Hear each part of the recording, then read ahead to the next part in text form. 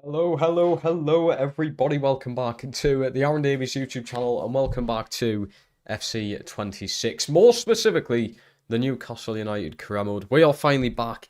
I'm sorry I've been away for 2 days. To be honest with you, I've been absolutely cream crackered and just totally out of it. I have, obviously, if I don't know by now, Battlefield 6 released this time last week on Friday, and I have not had a life for the past week, pretty much.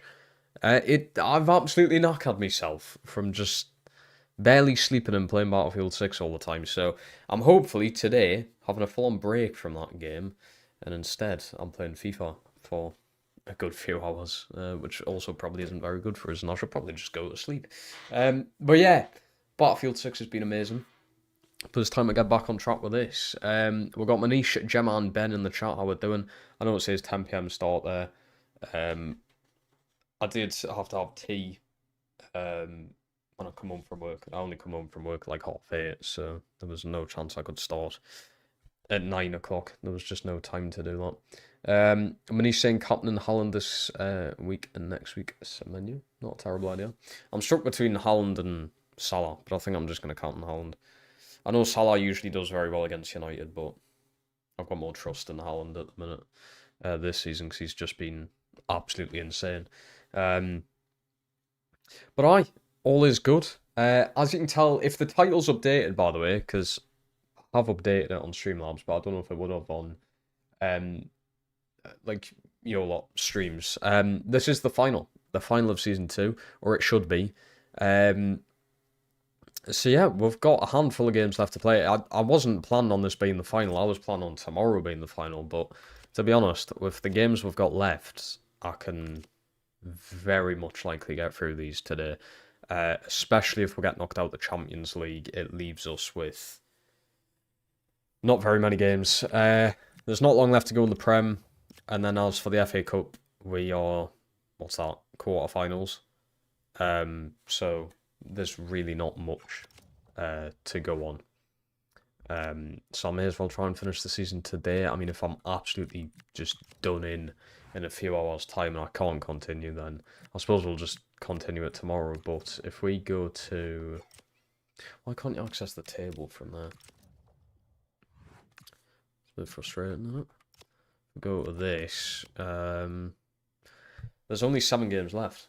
And depending on how everything's looking, I may actually be able to sim some. Like, if we've fucked up the chances of winning the title, I may as well just sim the last few games. So, it could be very limited number of games today. But we'll see. The first game, though, is Bristol in the FA Cup, who I had last season in the FA Cup. I feel like a lot of the games are getting repetitive now. And I know I don't want to start talking down on the game, because I do like it. But I've had Barcelona, not even shitting you, within 2 seasons, I think I've played them 6 or 7 times. It's absurd. And Bristol, I'm now playing again. I think I played Wolves twice in the FA Cup last season and this season. I can understand the league, and I know the tournaments are randomly generated, but for fuck's sake, can I not just have different teams, please? Please give me different. The Champions League, I had PSG, I had Monaco and Barca this season. I had them last season as well. You need to give us different teams. Otherwise, it's just going to be the same stuff every season. And I did beat Barca last season in the Champions League. I believe it might be like 6-1 or something like that on aggregate. It was an insane scoreline. So hopefully, more of the same today. Don't want to jinx it, of course. Do I work tomorrow? I do not. Would it been a Saturday? I'm not working tomorrow, thankfully. Thank God.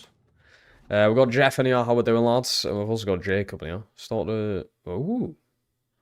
Oh, that's probably going to take you a while to actually do what you need to do.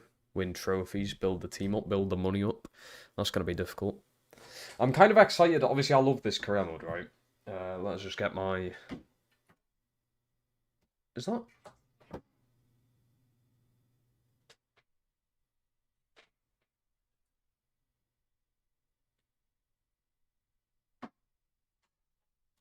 I'm just going to pretend I can't hear my fridge.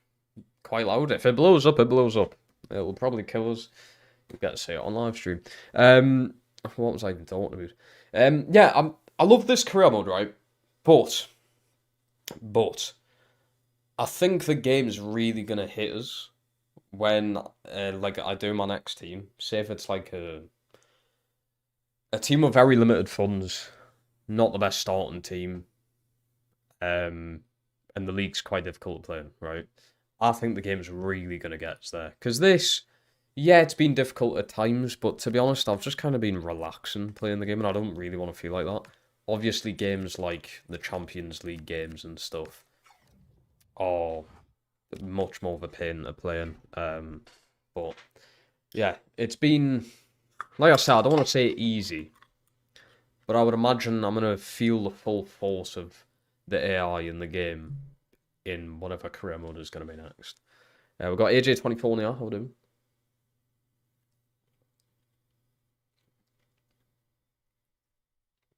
They have Rondon. I didn't know that either, to be fair. I didn't know that Dendonka. I'm more shocked about Rondon, though. I thought he would have been well gone by now. Maybe he's not retired, but playing in, like, I don't know, Saudi or Qatar or something. Right. Let's sort the team out. Let's get our usual FA Cup side. And this kid, by the way, has been amazing. Karmoko Dembele. He's been class. So we're going to keep him into that starting lineup. I think I will drop Hall for this one. Hall's kind of made himself a bit better as of recent when we brought him back from his loan spell, which is nice to see. We'll go Ramsey attacking midfield. I'm going to take you that fully out. I'll start Voltamada. We'll go Gray at right back. Hobby in for Finale. And I will bring Codora, but I'm going to start Gordon this game. Gordon's going to start. Quarterfinals. We don't want to make it too easy. I think I'll be Bristol 1-0 last season, so we don't want another repeat of that. We want to hammer them. Score as many goals as we can. How am I feeling for Brighton? If I've got to be totally honest with you, not very good. Because Brighton away, it's just, it stinks of a 0-0 1-1. There's no other way around it. It's not going to be 4-3. It's not going to be 3-0. It's not going to be 3-2. It's not going to be 2-1. It's 0-0 or 1-1. That's what it is tomorrow. Both teams have got a point, and it will probably be one of the most boring games of football you'll ever see. So I'm kind of glad it's not being televised. In a way, part of us is a bit happy. But I should be watching, I think, the half-12 game. Well, I'm going to be streaming at 11 AM tomorrow. So I might actually miss the half-12 game, which is Forest-Chelsea. Could be a decent little game, that, to be fair. I mean, I know Forest have been absolute shite on that and Postecoglou, but I wouldn't write him off against Chelsea, to be honest. I feel like he could get like a shock win there. It wouldn't be a shock win if they still had Nuno. That's the thing. That's the big difference this manager change has made. Literally, if it was just the Forest team under Nuno, I wouldn't be sitting here saying that's a tough game for Forest. I think they'd most likely beat Chelsea. But on that Ange, they just look so fucking weak. And you just don't expect Forest to win now. But I don't know, there's something about it. 2-week break. Might have been cooking something up. He obviously hasn't won a game yet. And I feel like it would be just quite a big shock for him that to be his first game that they win, you know. Chelsea. Seems like it would be. I don't know why. Half-5 game, if there is one. Oh, it's Arsenal full, isn't it? Okay, just boring, isn't it? In fact, I think I'd rather watch Brighton Newcastle than Arsenal fucking Fulham. That entertainment. Obviously, I'd rather watch Newcastle any day of the week, but entertainment-wise, Brighton Newcastle is not very good. That one's Fulham Arsenal, though, you know. I can tell you that for free. Some shot last. These low-driven shots are just not. To be quite honest with you, I don't know why they've brought them into the game. Because, I mean, they're just a bit shit. You can't get power on them. And, I mean, you're probably never going to score one. I might have scored one. in the 2 seasons so far. That's a nice pass, by the way. You were making a run, then you stopped making a run. What's going on, Baltimore? But yeah, man, I'm very sorry for not streaming the past 2 days. Genuinely very sorry, but if I had streamed, I probably would have, like, fell asleep on stream. I've been just that absolutely fucked. And I used to years ago, right? So safe, by the way. I used to years ago when I was younger. I used to do all-nighters. Remember when they were a thing? Where I used to just stay up all night, no sleep. Bloody hell, the older I've gotten, I've realised how important sleep actually is. I was literally, every night this week, I've been up until like 6, 7 AM playing Battlefield. I don't think I can do it again. It's fucked up my sleep schedule. Even when I still do get like 8 to 9 hours of sleep. So, you know, I wake up like, I don't know. Even like, say, 2 o'clock. I mean, that's what, 5 hours of sleep then, but it's still something in the tank, but you just feel so shit afterwards. And then I do the same again the next night and the same again. I've done that like 4 nights in a row this week, I think. And it's definitely, I mean, it's paid off in progression-wise and stuff on Battlefield, but it's just absolutely drained any sort of energy that I ever had in my body. And I'm thinking back now to when I was a little bit younger. I'm speaking even just like, say, 5 years ago. Don't know how the fuck I done it, to be honest. Used to sit there gaming literally until you can see sunlight outside. Cannot do that nowadays. No chance. Just not doable. Always tired. Ball. Should be onside. Baltimore I go. That'll put 1-0 up. Beautiful. Assist from Gordon as well, who, in my opinion, I'll say this in every stream so far this season, he's been the best player of the season, Gordon. In my opinion. Definitely. Can you rank these video games? Oh, I like video game rankings. We've got a problem here. I've never played Mass Effect and I've never played The Witcher. So that's a bit of a problem. I would go, though, God of War top, either way. Resident Evil 4 Remastered. I've never played the original, but I played the remastered recently. Literally on the plane going on holiday, I played through that. Like 2 weeks ago. Very good game. Then I would go Last of Us. Then I'm going to guess The Witcher, then Mass Effect. The Witcher did get like Game of the Year, and apparently it's one of the best story games of all time, so I'm just going to take that it is good. Although games like Skyrim and Dark Souls are ranked some of the best games ever. They're 2 games I have actually tried to play, and I just kind of hack it. I just can't do it. I'm not the brightest when it comes to games. I'm currently playing through South Park Stick of Truth on the Steam Deck. I've got all 3 of the South Park games, and I'm going to play them in order. Stick of Truth, obviously it's like a puzzle kind of game. Bloody hell, the amount of times I've had to search up on YouTube how to do a certain part is ridiculous. So games like Dark Souls, where there's just no help, you just need to do whatever you need to do. I feel like Skyrim's the exact same. It was the same with Resident Evil 4, to be fair. Quite a puzzly game. And there was a few parts I worked out myself in the end, but it took ages. But there was parts where I just had to search up. I'm like, I really don't know what I'm doing here. The game doesn't give you hints or anything. Am I getting the new COD? I'm in 2 minds whether to get it.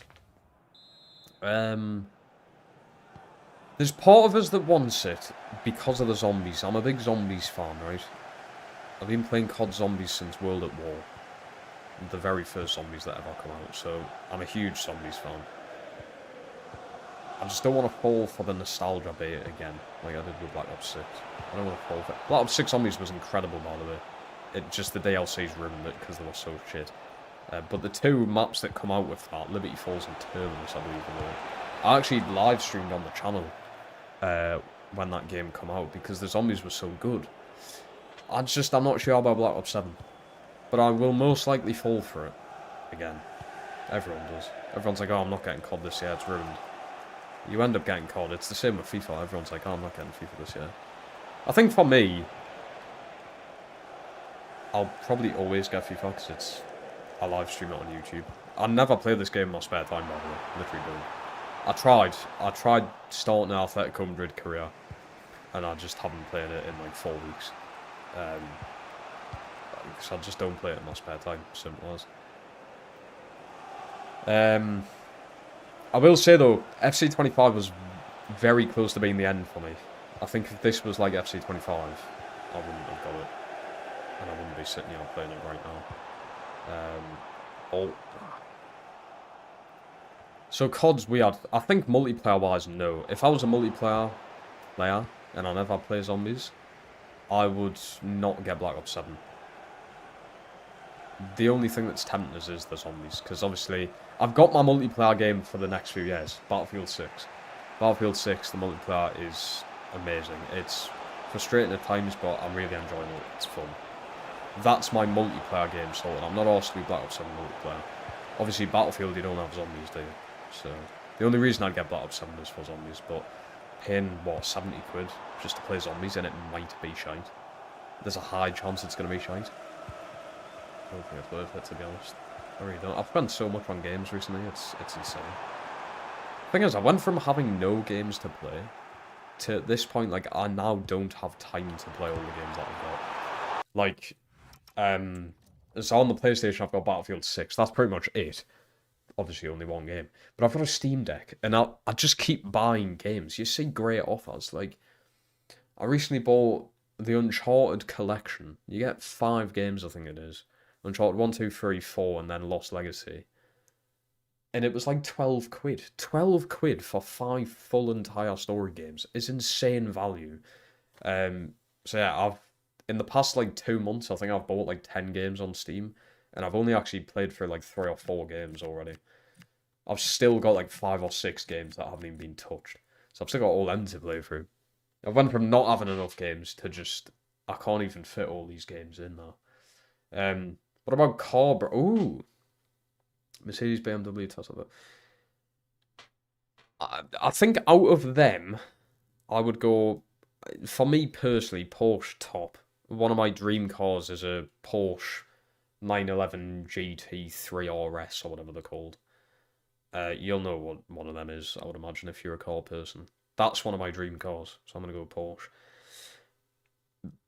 BMW next for me. I know, they're a bit meh, but I would then go Ford, Toyota, Tesla, Mercedes. I think Mercedes are just tacky and horrible. I think they're really overpriced stuff. Tesla's, it's electric.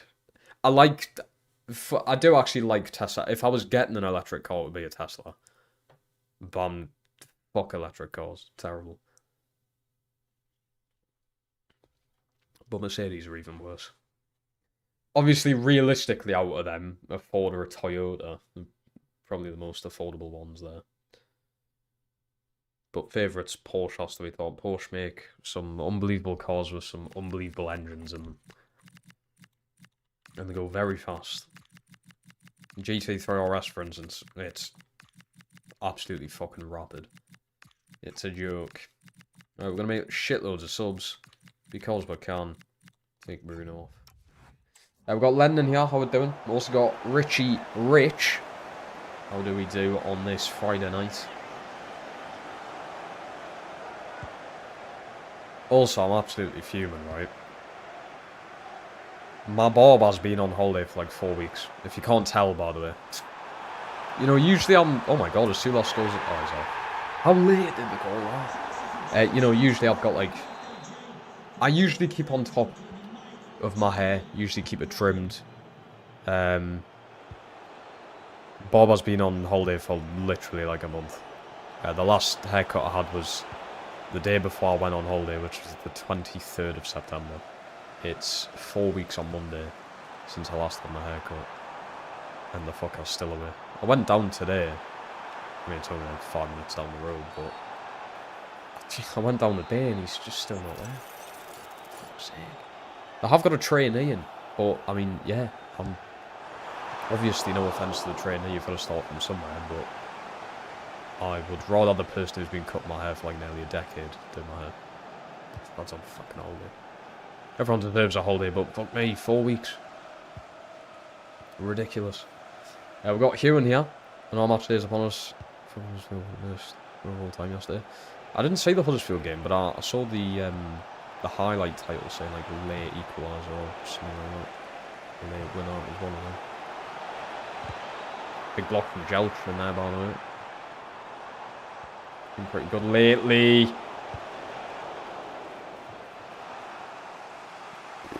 Honestly, don't have a clue what's just happened there. I don't know. I work on the weekend. I do not work on the weekend, no. I work Monday to Friday, hopefully. Fuck the weekends. Absolutely despise them. No, no, wait, what? Oh my god, and my brain is so fucked. I meant to say, fuck work and fuck weekdays, not fuck the weekends. Love the weekends. A Sunday is not the best. Can't lie. You get at like 4 PM on a Sunday, it's just, it feels like your life's crumbling. My life is crumbling. It's some club. Fair dues. It's some finish. Well done. Fucking brilliant. This is what the FA Cup's about.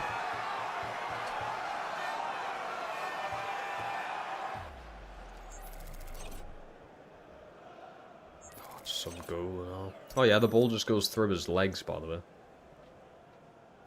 My god. Good finish though. Fair enough. This is indeed what the FA Cup is about. I'm looking at Sula come on and score. Right. Extra time. Extra football we do not need to be playing. We do actually get an extra sub though, which is quite good. I'm going to go with a longer.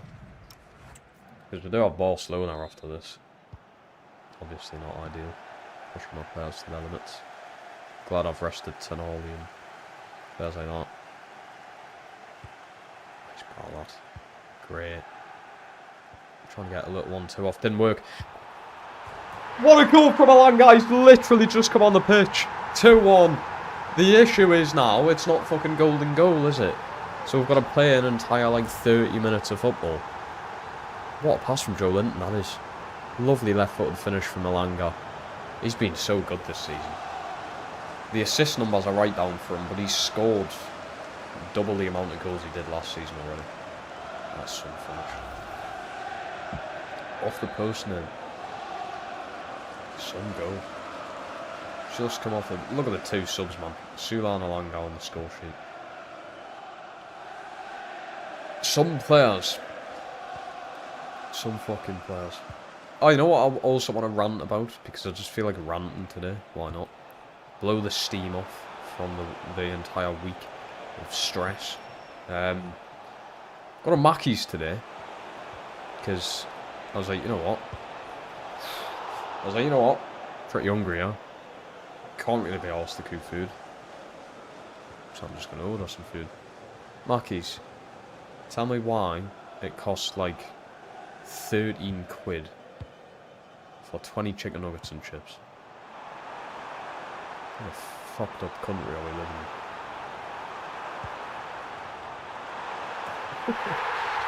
It's like a Yedlin goal, that, you know. What kind of fucking place are we living in? Like over 13 quid for chips and chicken nuggets. Oh yeah, you also pay a service fee. Service fee? You're getting fucking paid anyway? What do you need extra money for? To do your normal job? Unless it's fucking overtime, which it obviously isn't overtime, so what we do?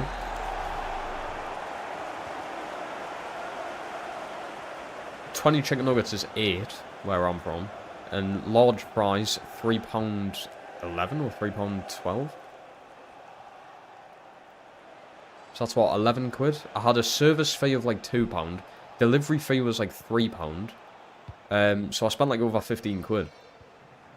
I understand delivery fee. Service fee? What am I paying them for? They get paid anyway, for fuck's sake. They're getting paid anyway. And the Mackey's wage isn't even that bad either. Yeah, 8 quid where I'm from. For chicken nuggets. Delivery, that is. I think when you go into the actual McDonald's shop, it's 7. So it's an extra quid. It's the same with large fries. They're like I said, like £3.10 £3.11 or something like that. When you go in, they're like £2.50. Which even then, for a handful of chips, is just ridiculous.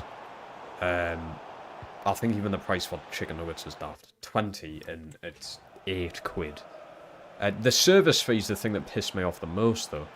Like I've just been ranting about that. What the fuck am I paying a £2 service fee for? You are getting paid anyways from McDonald's. So what do you need more fucking money for? You're doing your normal job. It's not like you're going out your way to do this job. You're not delivering it yourself. I am also paying £3 for someone driving a fucking Uber to deliver it.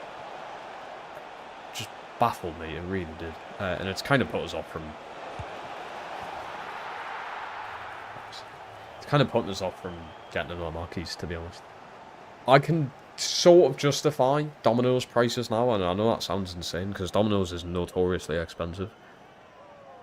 But if you just play the game and you just look at the deals, you can get like a medium pizza for like £11. Not bad. Delivery fee's like £1. So it's like, what, £12 for a large pizza? And a large pizza is like 2,500 calories. It's fucking more than enough. It feeds you for... I could have one large pizza and that would be me done for the day, right? So I can justify paying 12 or 13 quid for literally just a pizza that's going to fill me for fucking ages. Fine chicken, large fries is very filling, don't get us wrong. But I've just had to pay, like, more than what I would be paying at Domino's just for pizza. I think that it's insane. I mean, the price of everything is just insane. But yeah, it really opened my eyes when I was on Uber Eats today. It massively opened my eyes. I was like, fucking hell. And there's people who do this weekly. That, like, there's shitloads of people who get food deliveries. There's probably people who get one every day. Just a moment of your time. I don't know how you do it. I really don't know how you can afford to do it. I don't do it that often. The only times I really get one is if sort of like a special occasion. So, I don't know. Like... Newcastle, I think the last time I had a Domino's was Newcastle Barca. Thanks very much. That was before I went on holiday. I had a Mackey's breakfast the day I come back from holiday. Because we're just so fucked from coming back.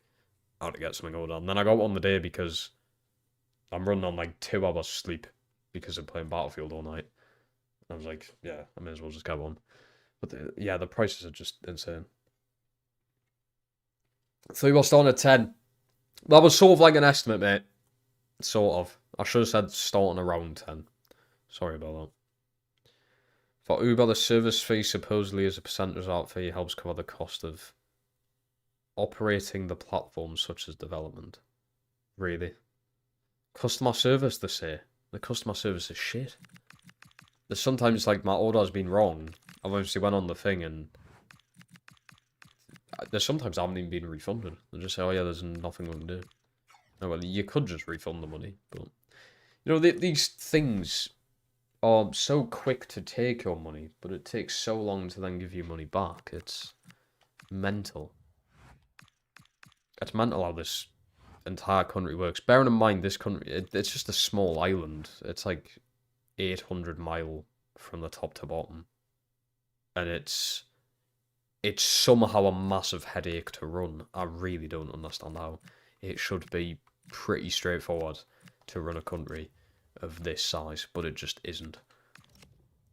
Ah, Liverpool, brilliant. Oh yeah, that's another fixture I get every single stream. I'll just play Liverpool all the time.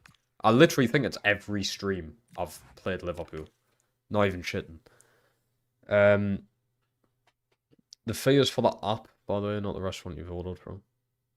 The fee is for that. What am I paying the app for? I may as well just start using the fucking McDonald's app itself. Thank you all for joining. And I'm pretty sure, I don't know why I didn't use that anyway, because I'm pretty sure the delivery fee is £1 on the McDonald's app. Whereas on Uber Eats, like I said, it's like £3. Bearing in mind, I've got Uber One as well, because you get a free trial. And that's also kind of like a little scam in a way, because you get Uber One and it says, oh, you get free delivery for a year, but it's actually free delivery on orders over like 30 fucking quid. And I mean, unless you're ordering for other people, what are you realistically getting for yourself that's going to cost 30 quid? I may have just exposed loads of people in the chat there, because some people probably do get absolute shitloads of food, but yeah, I think Uber One's just an absolute fucking disaster as well. I haven't actually paid for that, which is great, but I'll probably forget to cancel it after the year, and I'll have to fucking pay for it. I'll have to pay for one singular month, and then I'll remember, oh yes, I got that. That's where they get you. Of the transfers been? They've been alright. I can show you the team if you want. Rank the greatest NBA shooters. Steph Curry is the top one. James Harden's next for me. Then Ray Allen, Klay Thompson, Damian Lillard, Kyle Korver. Kyle Korver was unreal. But I don't think he can go over the others. Where's Ray Allen in all-time threes? Is he like third? Or is it second? It might actually be second. Clay's up there as well, I swear. Clay might be like top 5. Harden is just absurd. The guy's ridiculous. And Lillard shoots quite a high percentage of threes. But Curry, by far, the greatest shooter of all time. And I don't think there will probably be another player to beat him, to be honest. What's his career average 3? It's got to be over 40%. Which, when you look at the shots that Curry takes, that is insane. That's absolutely insane. I think his average might be, say, like 42%. Which it sounds like it would be higher. But when you look at the shots he takes, making 42% of those ridiculous shots, it's just fucked. It's ridiculous. There's reason football clubs, for example, take percentage of your season ticket money to go towards player wages.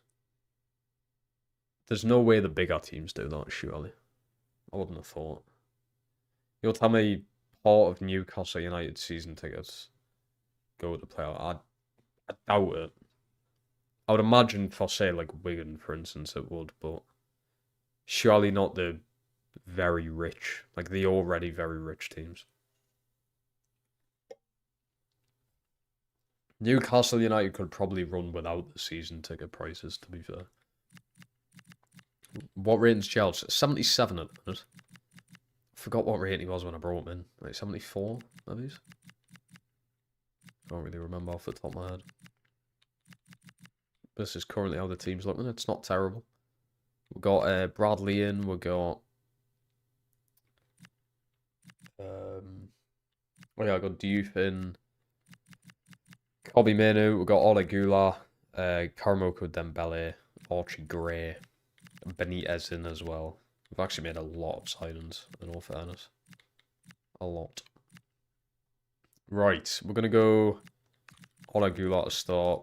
And that's the only change I'm making in that start lineup. Barcelona for the 6th or 7th time in this career mode.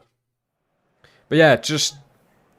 I think I was on about this in the previous stream, if I can remember. Just the prices of everything, and it's not just this country. The price of living across the entire planet is absurd.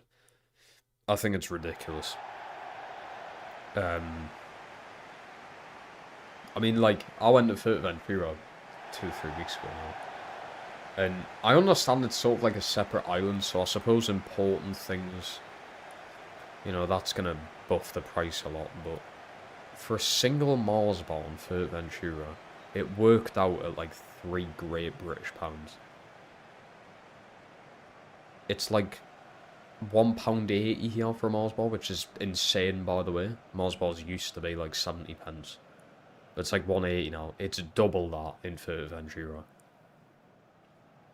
Now, I thought going to that place, I was like, surely cheaper than England. It actually worked out more expensive than living here, somehow. And I think the average wage there is also not brilliant. I swear my dad said it's like £7 an hour or something for like the average job. So fuck knows how people live there. That's the thing, there's not many. I think there's like 120,000 people on that entire island. So, and the majority of people are still working or just working normal like retail jobs. So fuck knows how people live. I do not know. This is how the high up people make their money, because you're forced to go into debt. Take away the fan base and see how much money Newcastle spend afterwards.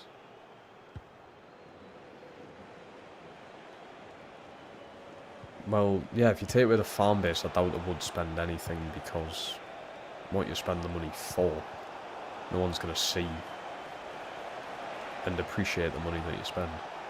But say just take away our season ticket money, which I know would generate, I'm guessing it's got to be in the millions quite easily. Obviously not all of that goes into a transfer budget, for instance, but I can guarantee you now that owners would be definitely fine with not having our season ticket money. Like I was saying, for teams, say, like Wigan, I could definitely understand that they would make a lot of money and put that money to good use. I'm not saying we don't put that money to good use, I'm just saying I think we probably would be alright without it. What's my real name? Take a guess. How's S2FINALE getting played here? I don't know. Fucking ratings, this kid. Oh my god, I didn't know he was that bad. 78. Fucking hell. Do I stream on Twitch? Not anymore. I used to, but not anymore. The only way I can stream on Twitch is having Streamlabs Premium, which is like 25 quid a month or some shit. And I'm not paying £25 a month when I don't make money from YouTube or Twitch. So, yeah. I'll literally do this for the fun of it. I know I do work, so it's not like I'm skint and don't have money to pay for Streamlabs Premium, but it's just something I don't need to pay for, really.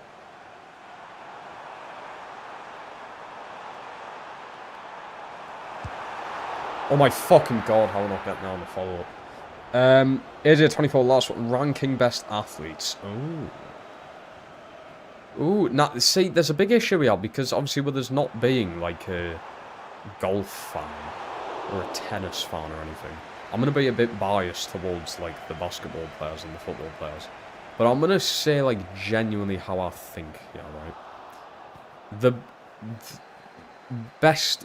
Wait, so what we're going off here, because best is in their sporting ability, or best is in their, sort of say, like, legacy and popularity. What we're going off here. So I feel like the sporting ability is different to, like... Oh my fucking god, what a goal! Connor Bradley with his first goal for the Toon, right in front of the Gallagher. Take a bow, son. Take a fucking bow. Tino who? I don't need Tino. Some fucking finish, mind you. Dropped on a plate for him. Sure. Expected goal 0.22. Whatever the fuck that means, really. Ah, it's just filth. Absolutely filthy. Anyway, ranking these. I'm gonna go. It has to be Michael Jordan top. Right.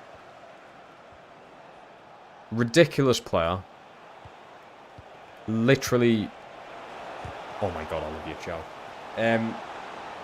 Even if somehow you don't know him for what he done playing basketball, you know his brand. Everyone knows Jordan and Air Jordan. Like, just fucking anything kind of like the Jordan logo. There's backpacks, there's everything. Everyone knows Air Jordan, surely. So even if you don't know him from basketball, you've probably most likely seen like the clothing that he does. I'd probably then go Federer. I don't know. Federer, maybe. I mean, I'm not a fucking tennis person at all, but I know it is genuinely really popular, and I'm pretty sure he's like one of the best of all time. Correct us if I'm wrong. I'm going to guess he's one of the best of all time because he's like one of the only ones I've ever actually heard of. I'd then go... LeBron. Because it's LeBron. Probably Muhammad Ali. Not the best boxer of all time, by the way, but definitely the greatest. I always think there's a difference between best and greatest. I'd then go probably Woods, then Brady. I think Brady's last. Because no one really cares about the NFL. That's the thing with the NFL. It's literally only Americans who actually give a fuck, really. And if you're watching the Super Bowl in a different country, it's probably for the halftime show, not the actual NFL game itself. I've watched the Super Bowl before, but that was literally just to see Snoop Dogg, 50 Cent and Dr. Dre at halftime. That was not to actually watch the Super Bowl. So, unless you're from America, you don't really care. You probably still know who Robbie Brady is. Tiger Woods, I feel like golf's a lot more international. It's around the world, and I'm pretty certain Tiger Woods is like the best of all time. Correct us if I'm wrong yet again, because I don't watch golf because it's shite. Jordan, everyone in the fucking mullahs knows who Jordan is. LeBron, a little bit more modern than Jordan, obviously. But still the best or second best player of all time when it comes to basketball. Muhammad Ali, just when you think of boxing, you either really think of him or someone like Mike Tyson.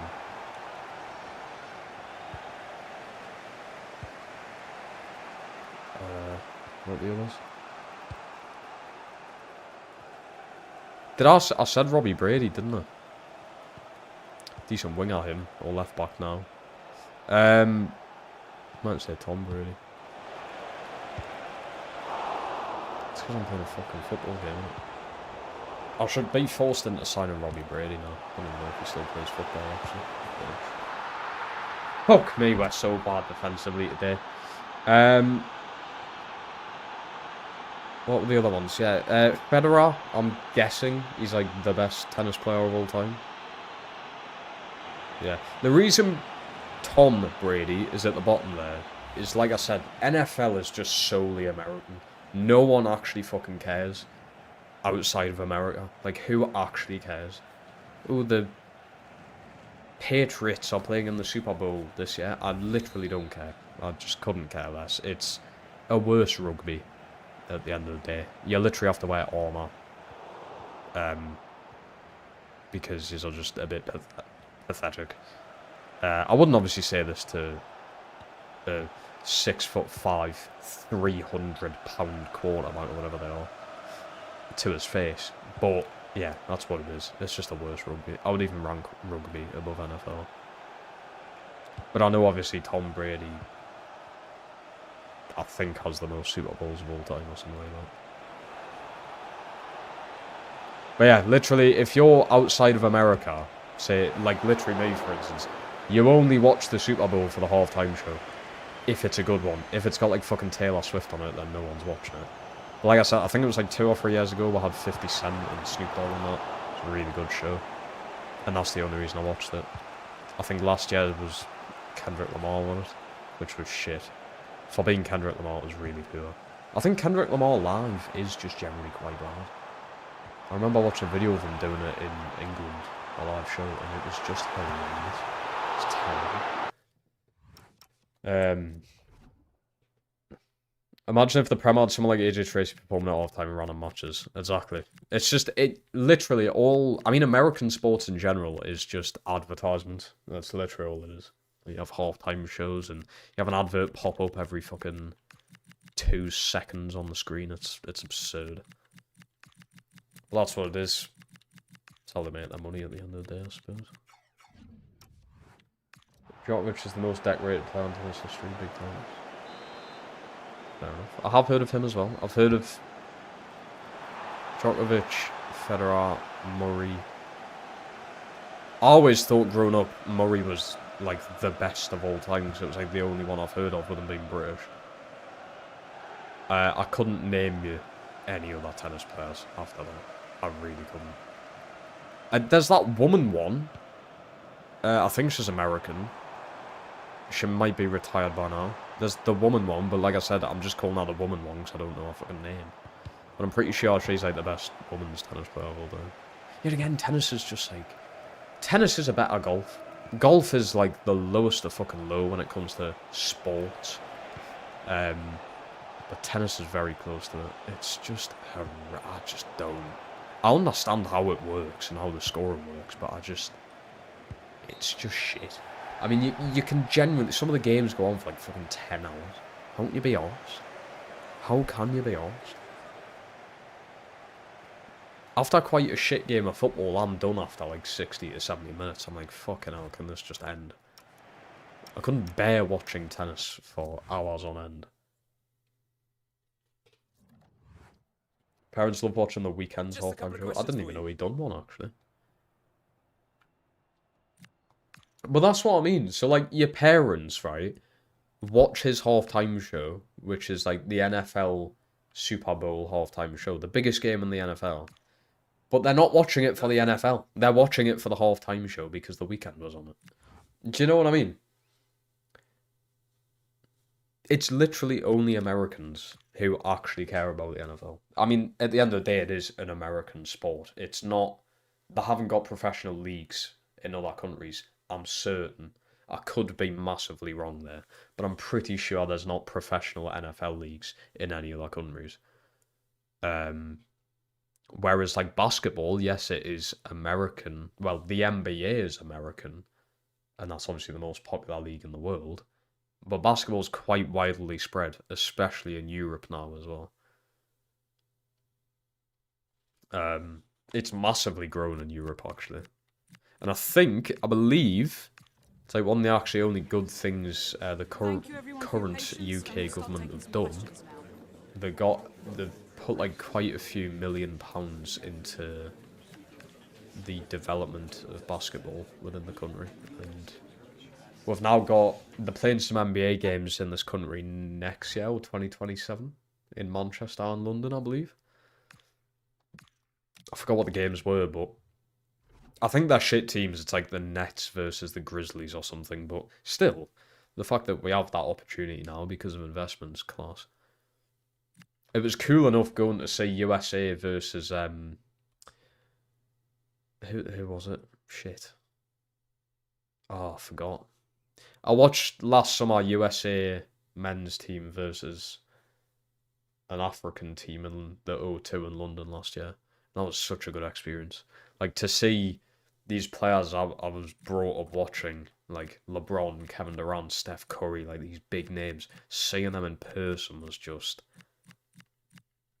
a ridiculous experience. Just so good. And you know what? I've always shat on London, right? But where I was, it's actually a nice little place. Genuinely quite a nice little place. I'd imagine the rest of London's a shit it'll like, but...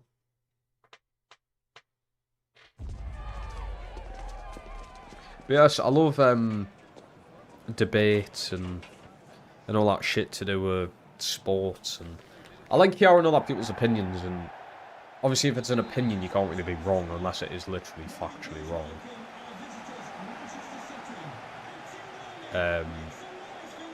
Like, say for instance, if you said, in my opinion, LeBron's only 30 years old, well, you're literally just wrong. So we can disagree there. But I like hearing other people's opinions and thoughts. It's great. Especially with sports, something you can get a good combo in. Ah, save. Donnarumma on that. I'm not scoring.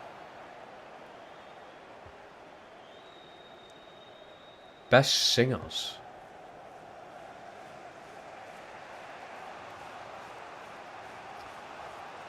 The issue is I'm not really into singers kind of music, but I'll give it a good go. There's some names in there. I don't know who the fuck. Oh yeah, I do know who Celine Dion is actually. Wonder, I'm guessing Stevie Wonder. Fuck you know. That's rough. I think overall, by the way, this is not me from liking them, because I literally don't like any of their music. Adele has to be top, surely. I can appreciate how good she is at actually singing, but I've just kind of fucking listened to her music. But I can appreciate a good singer, so Adele has to be top.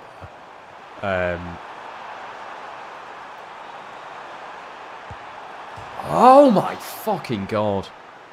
How'd you miss? One or more. Beyonce's better than Taylor Swift. By a fucking landslide, yes. Adele top. I'd go Whitney Houston. There is a Whitney Houston song I like, actually.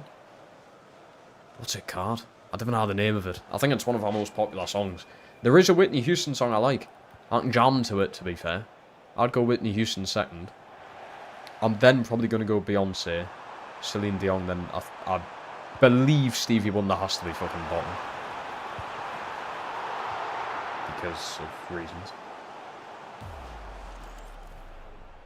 Why am I getting asked to rank cigarettes?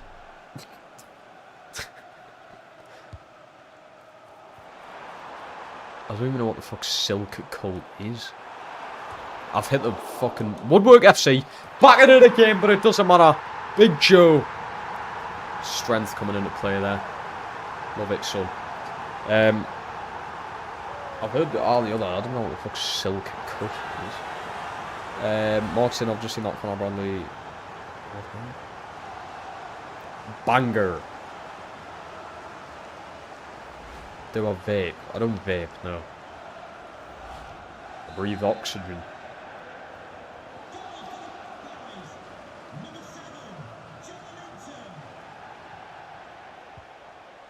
Yeah, the singers is a thingied one. Like I said, if you take like your sort of, so do it the same for like football and other sports and stuff like that. If you take your like favourites and stuff out of the equation, and you rank just based on their like ability of something, it completely changes it. Like, I think my favourite out of them would have to be Whitney Houston, but I know Adele is a genuine, really good singer. Don't like her music, never have done. Even as a person, I think she's just a bit weird. Not weird, but like, I don't know, I just don't really like Adele. But I can appreciate that she's really good at fucking singing. Oh, here we go. Foster's, Madry, Blue Moon, Beavertown. I've never heard of Beavertown, I've heard of Neck Oil. Is that just the same thing? I've had Neck Oil as well. I've had all of them. I would go... even though it's shite now, I used to love it. Madry top. I'd then go... In all honesty, it's not that bad. I'm going to go Blue Moon. Generally not that bad. Then I'll go Neck Oil. Foster's bottom. You cannot like Foster's. The only reason you get Foster's is if you're absolutely skinned and you really need a beer. The only reason you don't get Foster's because you like it. You get it because you're really fucking skinned. I swear it's like £9 for a crate of Foster's in Morrison's. I mean, I feel quite bad for this. I kind of took the piss out of my dad for drinking Foster's all the time. And now, I mean, I really do feel bad. But now he gets Carlsberg, which is like kind of the next cheapest one. I just explained how bad Foster's is, and then that happened. I changed his view on life. Blue Moon. When you look at it, or you just look at the beer, it's generally not horrendous. It's not as bad as what people make it out to be. Out of that list, obviously I'm not going to put Blue Moon as my second favourite beer. But out of the list you've gave us there, it's the second best there. Neck Oil ain't that good. Also, Neck Oil is like an IPA, isn't it? Which is just fucking horrendous. IPAs are for fucking college students. If you're a bloke and you drink IPAs, then strange. Is Blue Moon an IPA? I don't know if Blue Moon is one. Not that I drink anyway, so it doesn't really matter. Can we rank a Wigan fans? I literally know one, and that's you. And he goes right at the bottom, because he fucking always tries to make us lose games, and loves when I lose. No ball AJ24, mate. I appreciate you coming along. It's always good having a nice convo to do with the ranking and questions and that. I like it. Keeps us going. Keeps us on my toes. It's always good. Especially the sports ones. I feel like I'm decently intelligent when it comes to sports. Generally, football, not as much. If we start going back to, like, 70s, 80s players and that, you've lost us. I may know who they are, but don't really know how good they were. Don't really know how well they're playing. Modern football, yeah, kind of there. But yet again, it's more like... There's different ways of ranking, because you can rank through your sort of, like, opinions. Or if you just take that out and you fully go neutral, it completely changes the way you rank. Generally completely changes it. Say, like, there's loads of people who put Hazard over Salah in, like, a Premier League all-time, like, starting 11 or whatever. That just has to be, like, a preference. You just don't like Salah that much and you prefer Hazard. Because I honestly think, factually, Salah is a lot better than Hazard all time. Absolutely. Obviously, it's not a fact, but it's... I think there's such a gap between them, and it may as well be a fucking fact. But there's loads of people who think Hazard's better. That has to literally just be a preference. It just has to be. Ought not be. Whether you like Salah or not.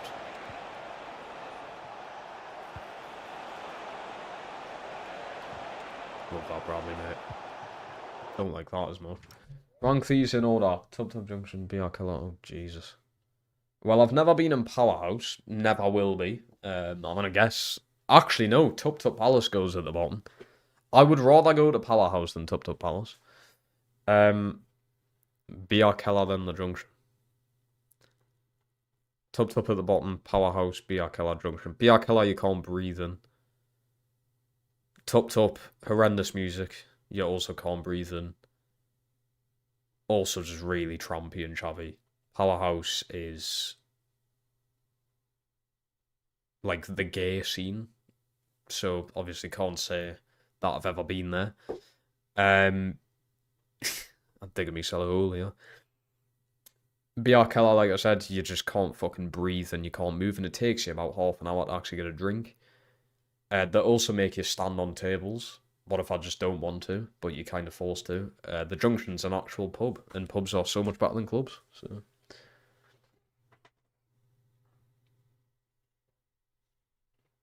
Solan Bergkamp or Defo an all-time pro. Oh dear. I don't know. You know what? I think another one we can go off here as well. Loads of people put Luis Suarez so high up in all-time strikers. And I think that's just a bit absurd. People have put him over Harry Kane, like, quite easily as well. I've always said Harry Kane is first or second best striker of this generation of footballers. If we're classing Ronaldo as a winger, that is. If we class Ronaldo as a striker, because obviously he has played there, and he's also played on the wing. If we class Ronaldo as a striker, obviously the best striker we've had in this generation of players.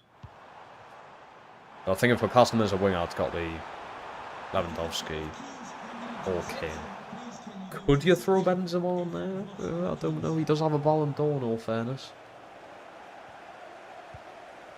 But I don't know.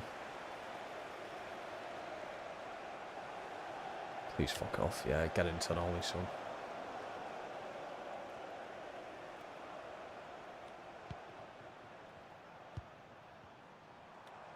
All of the top, Voltamora, that's a foul either way, ref. Yep, thank you.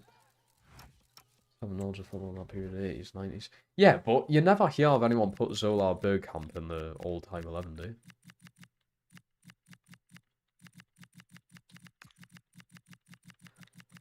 I certainly don't hear of it. Youth in. Also going to give game to Dembele. Benzema's the most overrated player of all time. I think you could definitely get a lot more overrated than that. Definitely. There's got to be a player out there who's more overrated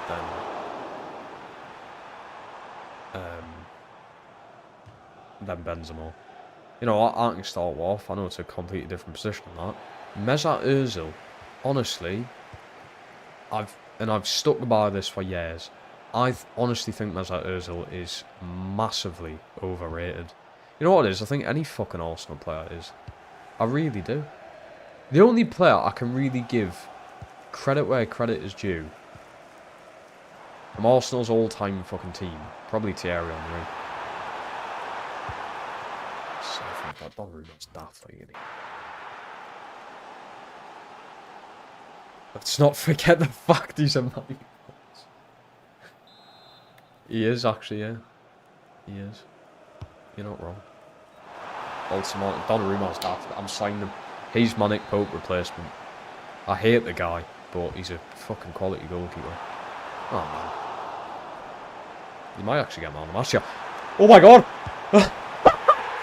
Oh, I've just been gassing him up and then he does that. That'll do. Where are we going?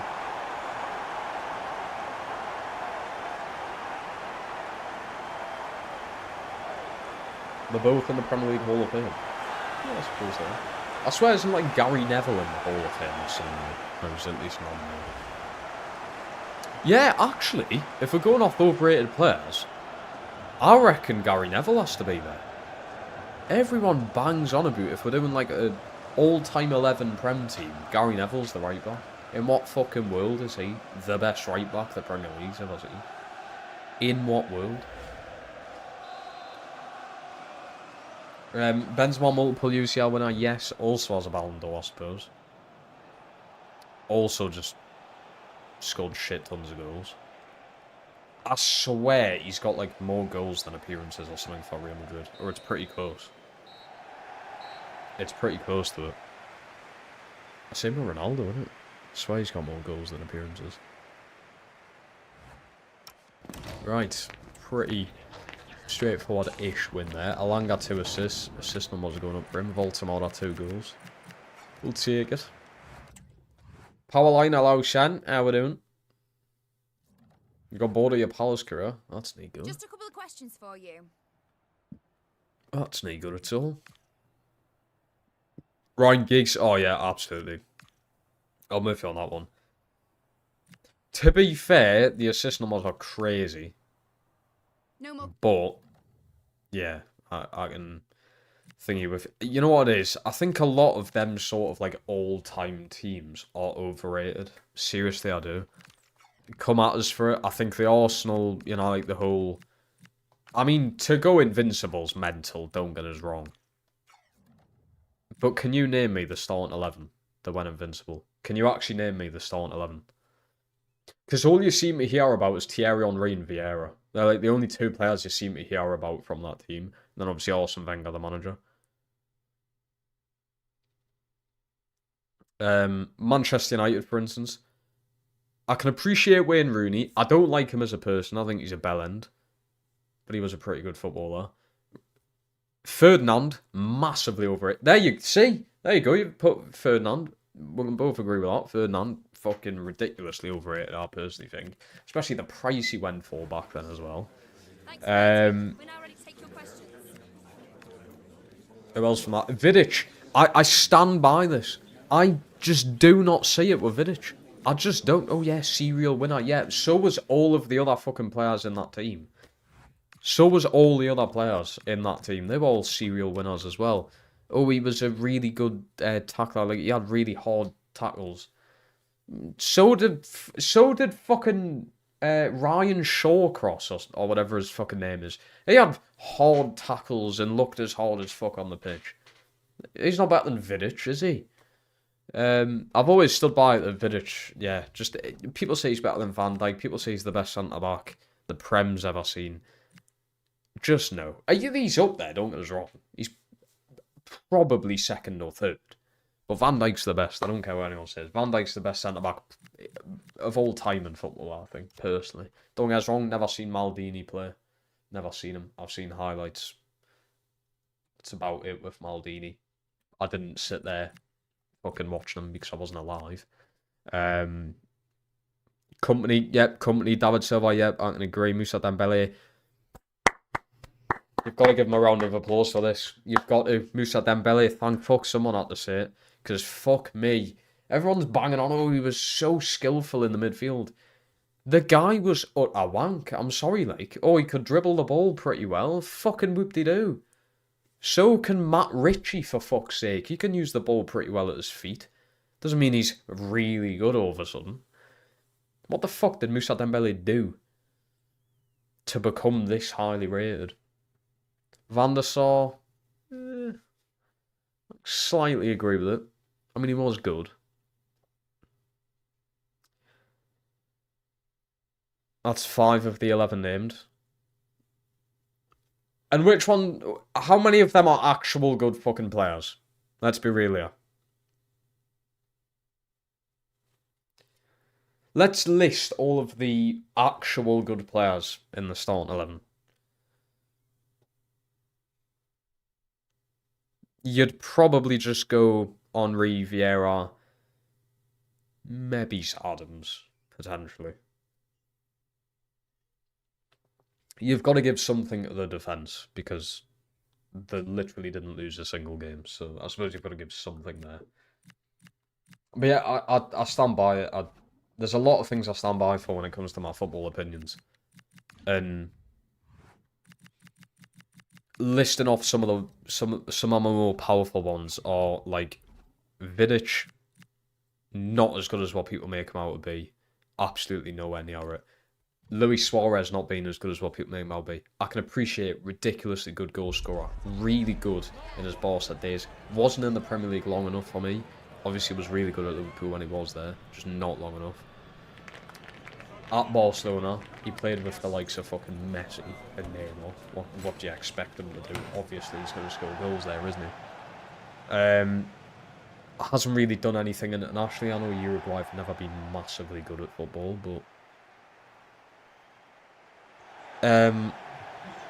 you look at what Harry Kane done at Spurs. Yeah, he had Son, and that was a really good duo. I think goals and assists-wise, they're like second or something, or they might even be top now, actually, for the most goals and assists between two players. Could be wrong there.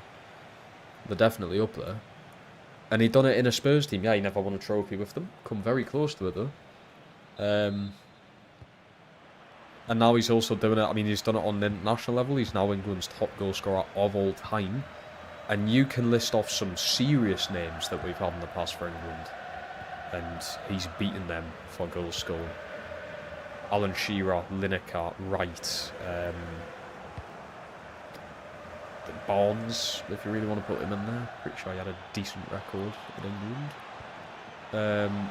You know, there's loads of names you could list off who Harry Kane's beaten goal scoring wise, and he's now doing it at Bayern Munich. I don't care what anyone says, you know, like Farmers League, whatever. It's still a level of football that is, you know, decently competitive. It's still a high level of football, and he's still doing it there. If anything, he's doing it much better. He's got like 20-odd goals in all competitions this season alone. He's already got over 100 goals for Bayern Munich. He's had 2 full seasons there. He's already on... That is fucked. That's 50-odd goals a season the guy's scoring. Bearing in mind, he's in his early 30s. I'm not trying to act as if he's coming up to retirement. But, I mean, he will be. But within, say, like, even you get to 2030, and he could be retiring there, when you think of his age.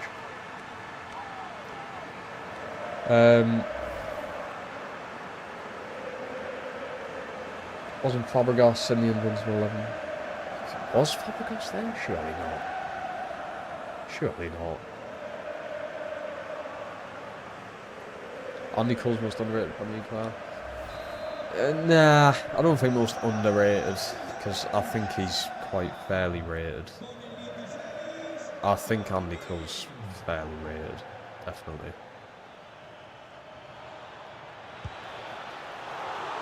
Although I would say, like, you know, if players are listing off best strikers, just saying football, I don't really think many people would say Andy Cole, and I feel like he does deserve to be mentioned. So, I suppose you could maybe go with him being underrated. This is a knockout game indeed, yes. Save from Pope that. He's keeping winning this the best he can.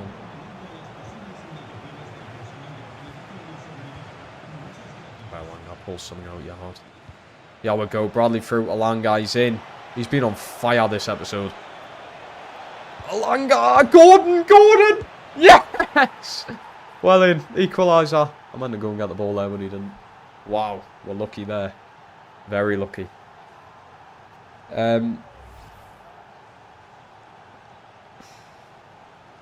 Sol Campbell, yeah, that's another good one.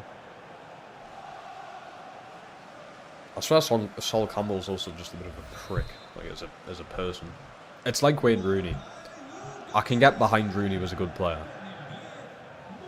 Then I actually grew up in sort of a good time for watching Rooney.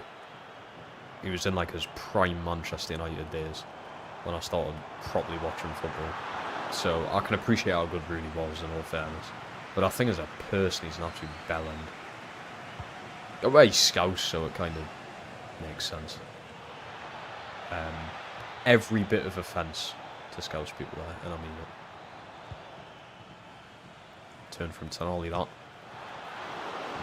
Fucking Schnazgi from that distance.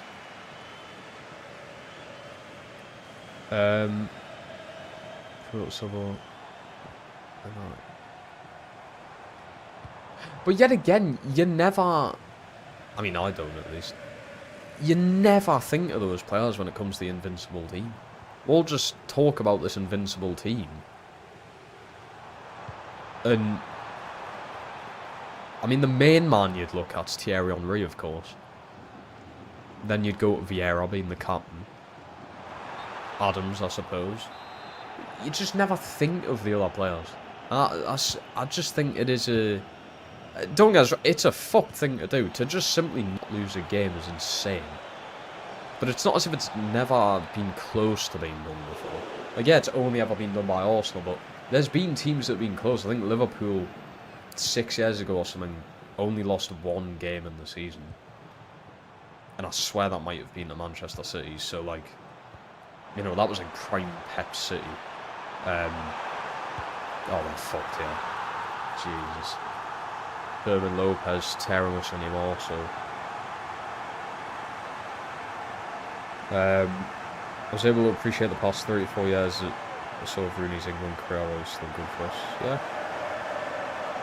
Quite depressing, that England team, because... it wasn't the best, was it? It was like really shit managers, I suppose. But yeah, they've just brought back memories of, like, 2014 World Cup. Jesus. How dreadful. Did we really think that team was going to do well? To be fair, who else are you going to take?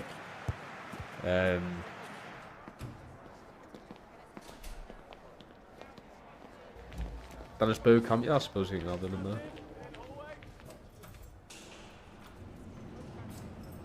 See, it...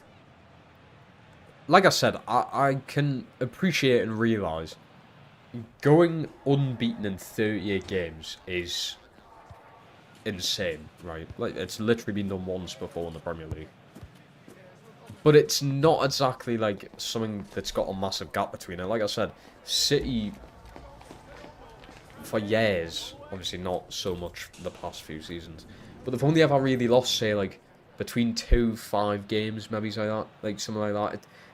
Liverpool, like I said, 5-6 years ago or something on that club, only lost one game in a season. It's not like there's such a gap, you know, for it to be an incredible achievement. Whereas I think Sir Alex Ferguson, 13 Premier League titles.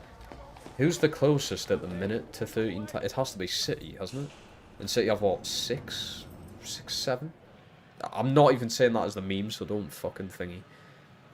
I think they've got, like, 6 to 7 titles. They might have more. But, like, I swear they're the next closest. And that's still going to take you, like, half a decade. Winning it in a row.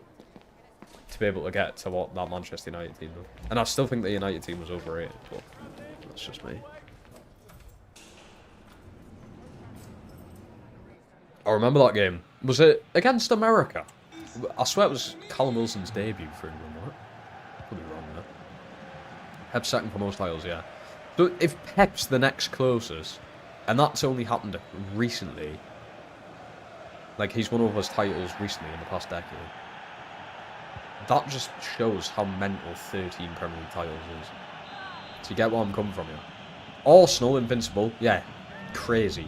But it's not like teams have not been close in the past to going invincible. Do you know what I mean? Yeah, Arsenal are the only team to actually complete that. But City, obviously before the past season or two, only lose like 4 games a season or something. And you had to draw quite a few. But only losing, say, 3 to 4 games in 38 fucking insane as well. I do honestly believe there will be a team coming up soon that will go invincible. I honestly believe it. Because teams are just getting so good now. The Premier League is full of so much talent that there's not really a bad team out there now. Now that, like, Southampton and Sheffield United are gone. There's not really a bad team in the Prem. When you think about it. Like, yeah, Wolves haven't won a game this season, but they're not a horrendous team, are they? Like, they're not dreadful. The Prem is so competitive. There's so many good teams. There will be a team. I mean, I thought City would have done it under Pep, but I think that sort of chance is gone now. There will be a team out there who goes invincible again. Yes, I remember it was against USA, wasn't it? I believe Callum Wilson scored on his debut. I think Sir Alex Ferguson's the greatest manager of all time. Just because Pep couldn't do what Sir Alex Ferguson did at Aberdeen. I can get behind it. I don't disagree. I don't agree. Just sort of neutral with that. I don't know who I would say. I mean, obviously with us being fucking only born in the 2000s, I would probably go Pep Guardiola as the best manager of all time, but I suppose people have the argument of like, oh, look at the backing he's had, look at the players he's had. I suppose Sir Alex Ferguson made these teams what they were and brought the team. It's sort of like what Klopp done with Liverpool.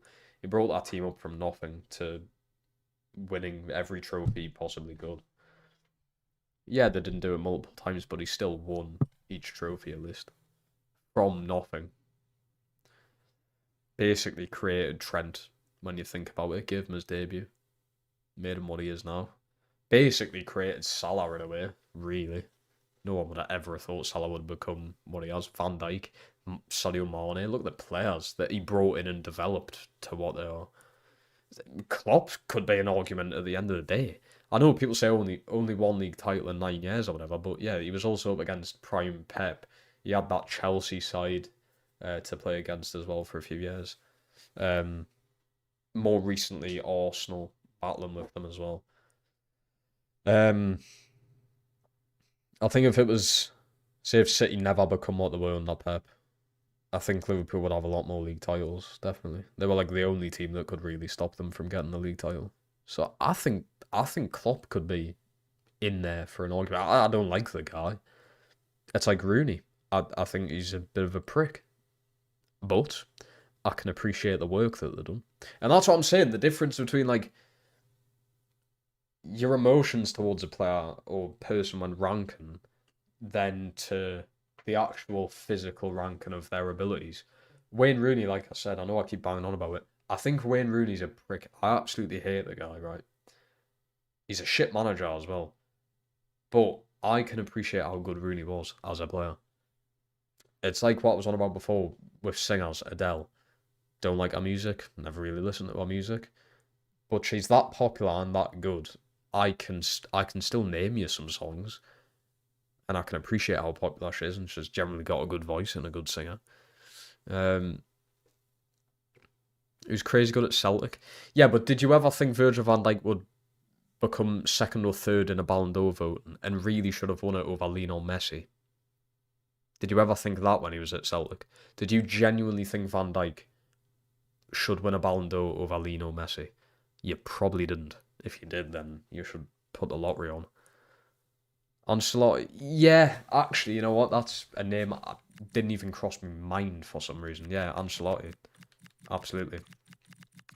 I can agree with that. Has to be up there. Isn't he the manager with the most Champions League titles? And like you say, won the league. He's won the Premier League, which is always a massive boost to someone. Like, anything to do with the Premier League is a big boost to your overall ranking. It's like why I personally have Ronaldo over Messi. Just Ronaldo done it in the Prem. He won Ballon d'Ors in the Premier League. Messi hasn't even dared come to the Premier League in his career, and obviously won't now, which is a shame. I would have loved to have seen Messi in the Premier League, just see how he gets on. Obviously, everyone has the argument of, oh, he's scored a lot of goals against Premier League teams in the Champions League, but they're one-off games through the week. Can he do that week in, week out? I mean, it's Messi, so yeah, he probably could. But the fact that Ronaldo done that, and he done it in two different sort of like sittings. He done it when he was a teenager, and then he come back like 18 years later or something, and done the same thing, is just crazy. Oh, I love you, Johan, mate. I fucking adore you, son. 2-2. 2-2. 3-3 aggregate. We're fighting to the death against Barcelona. Real Madrid's most successful manager. Is he? I'm not even going to lie, I would have thought Zidane would have been. Yeah, again, I think Zidane's overrated. Absolutely. I mean, you could also say, look at the players Ancelotti's had at Real Madrid, but Zidane had Cristiano Ronaldo for a longer period of time, I'm pretty sure.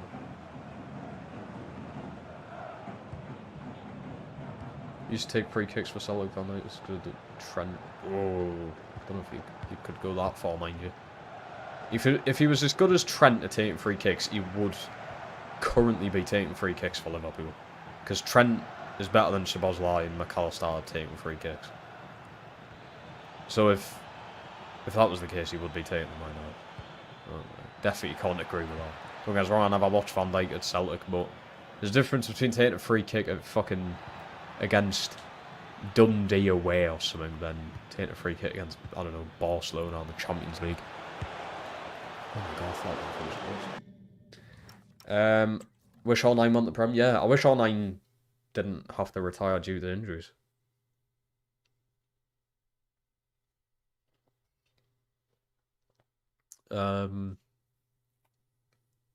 Southampton nearly got... Yeah, Southampton went on a crazy run. Got into the Europa League and everything not even that long ago. It's not... I'm really surprised it isn't Zidane, you know. The most successful Madrid manager. I'm really surprised.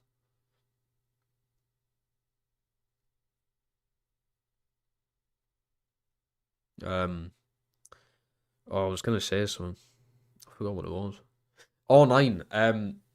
I watched the Sir Bobby Robson documentary. Very emotional documentary, by the way. I don't know if it's still on Amazon Prime, but it was at the time of watching.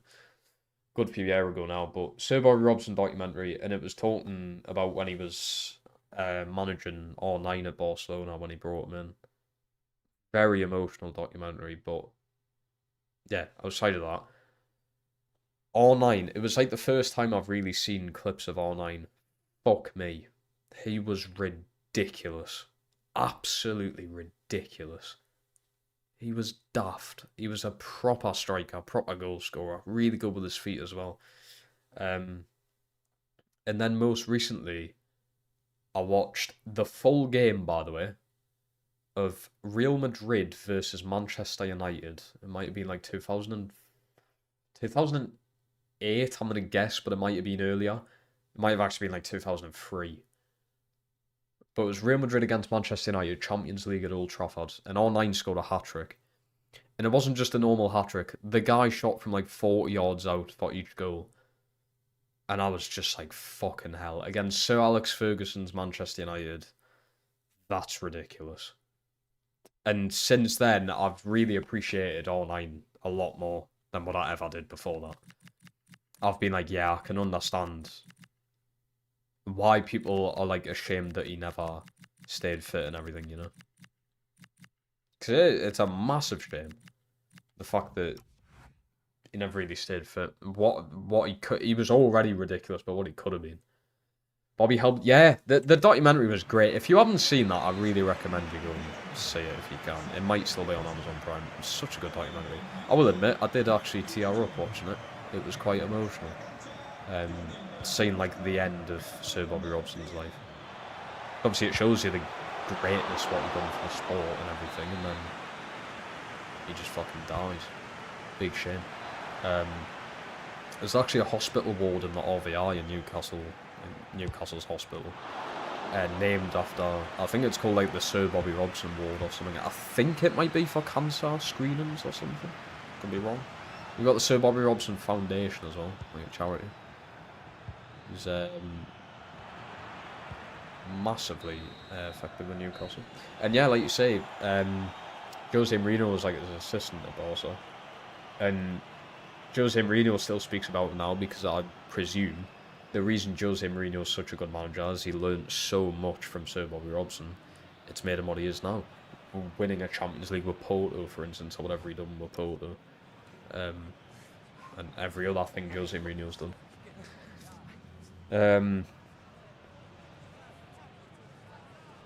2003, yeah. I knew it was, 2008, 2003, I knew it was one of those dates. But yeah, I watched the full game. It's on YouTube for free, by the way, if you want to watch it. On YouTube for free, it's the entire length game. From kick-off to the finish. Manchester United, Real Madrid, and the football on display is insane. It's nothing like you see today. There's players just fucking pelting the ball up. You've got R9 taking digs at the goalkeeper from 40 yards out. It's some of the best football I've seen. I kind of wish football was played like that now, but it's way too tacticalised nowadays. I still love football, obviously, but it ain't the same, definitely not. Yeah, I think he had ACL problems. He had knee problems. But honestly, if you haven't watched the Sir Bobby Robson documentary, it's really good. I learned so much about Bobby Robson that I didn't actually know. I knew obviously who he was, being a Newcastle fan especially. Oh, Wadagula against his former rivals. Looking at it. Got his first goal contribution in ages. Off the bench as well. What a moment. The Madrid fans will love that.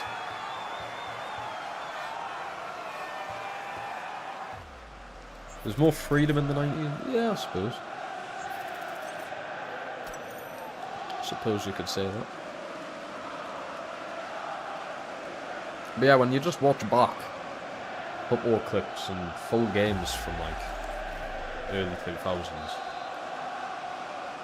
the football looked so much more entertaining than what it is now. I don't think football's that entertaining nowadays. It is just more, like I said, tacticalised, which I don't have too much of an issue with. They're not there to make the game look fun. They're there to pick up the points and win. It's the way I've always viewed boxing, right? I know I'm going on to a different sport here. It's the way I've viewed boxing, like, my entire life. Everyone, well, not everyone, obviously not everyone, but loads of people just think boxing's like to do with knocking someone out. Oh my god, Wadagula owns Barcelona. Look at him pointing at himself. Away as well at the Camp Nou. Fucking hell, he's creating a name for himself.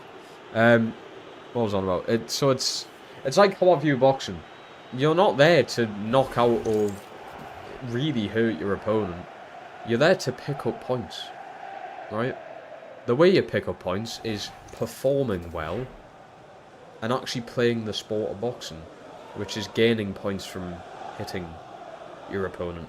If you knock him out, or knock her out, it's just a fucking bonus at the end of the day. If you knock someone out, it's just like, yeah, fair dues. Obviously, if you knock someone down, you get more points. And that's why you've got judges. They judge how you perform. I've never seen boxing as a, oh, you've got to knock them out. Obviously, the vast majority of people probably know that, but... it's part of the reason I personally think Floyd Mayweather Jr. is the best boxer of all time. Because the guy was so good at boxing. I know that sounds so simple. But the guy is so good at boxing, at actually playing the sport of boxing. He's the best boxer of all time for me.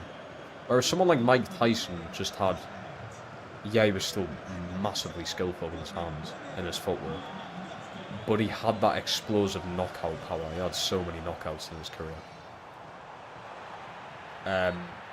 Another thing that makes Floyd Mayweather Jr. so good is he went undefeated and still half of his fights he had knockouts in. So he was playing the sport of boxing so well, defending so well, but he still managed to knock people out because he still had so much power behind even just a simple jab. I'm pretty sure it was a jab that actually knocked Ricky Hatton down to the floor in like 2012 when he fought him. But sadly, boxing ain't the same anymore. It's not about who you're fighting and rivalries, it's about money now, which is a big shame. Obviously, it was about money back then. Floyd Mayweather Jr. is a fucking billionaire, for God's sake, but not all of that's come from boxing, mind you. And yeah, he's literally for like Money Mayweather and the Money team or the Mayweather team, whatever. Yeah, he's all to do with money, but he still had love for the sport. He still fought genuine fighters. He did fight Canelo when Canelo was a bit young. It would have been interesting to see him fight Canelo when Canelo was a bit more experienced. Because that could have been a bit more interesting. But I don't know if Canelo actually went up in weight anyway, so he may not have been able to fight him. Could be wrong. Joe Cosgrove was an American art. Oh, absolutely, yeah. I still remember on the fights where you can hear him like shit talking. I'm guessing an American fighter. An American fighter's like, oh, like I'm gonna beat you and everything. Cosgrove is just so calm and everything, and then pretty sure he ends up knocking him out in the end.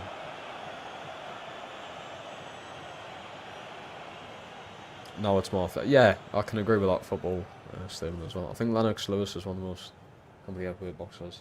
Yes, definitely. Best peak yes, Mike Tyson before prison.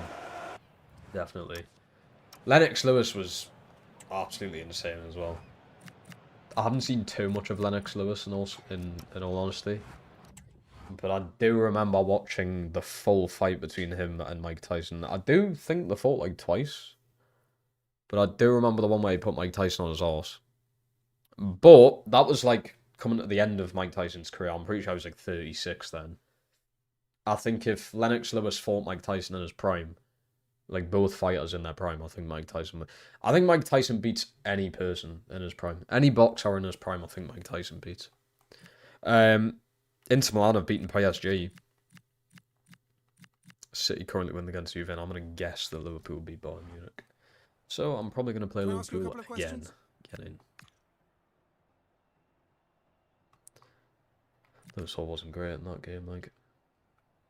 Yeah, Lennox Lewis, really good complete boxer. Also British, so we always like that. Mike Tyson was absolutely ridiculous.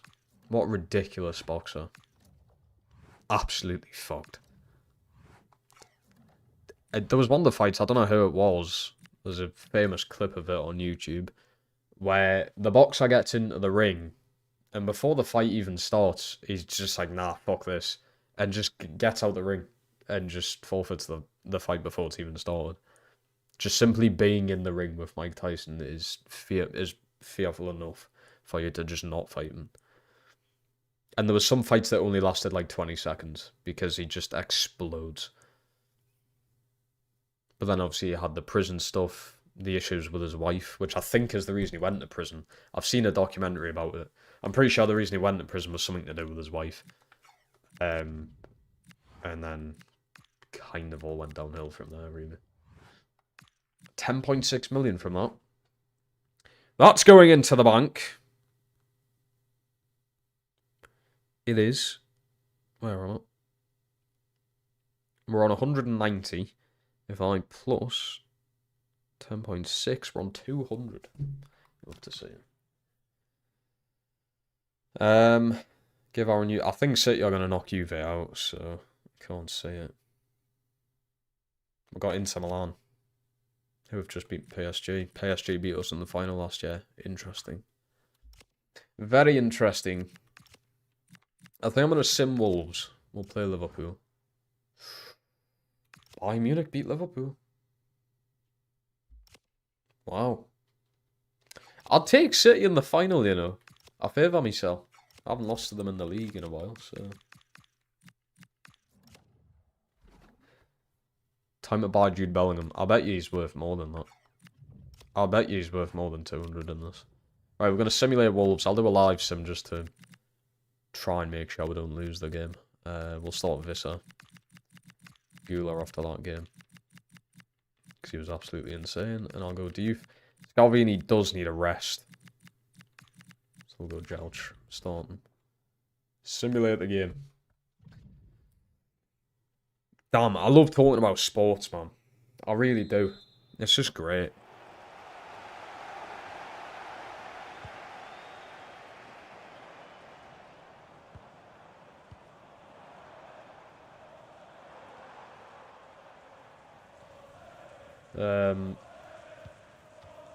Is Harry Kane's contract expiring?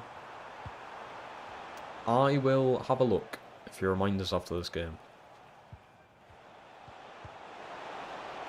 Pretty sure he's still there because when I last played against him last season, he was there. I mean, that's only the current season in real life, so...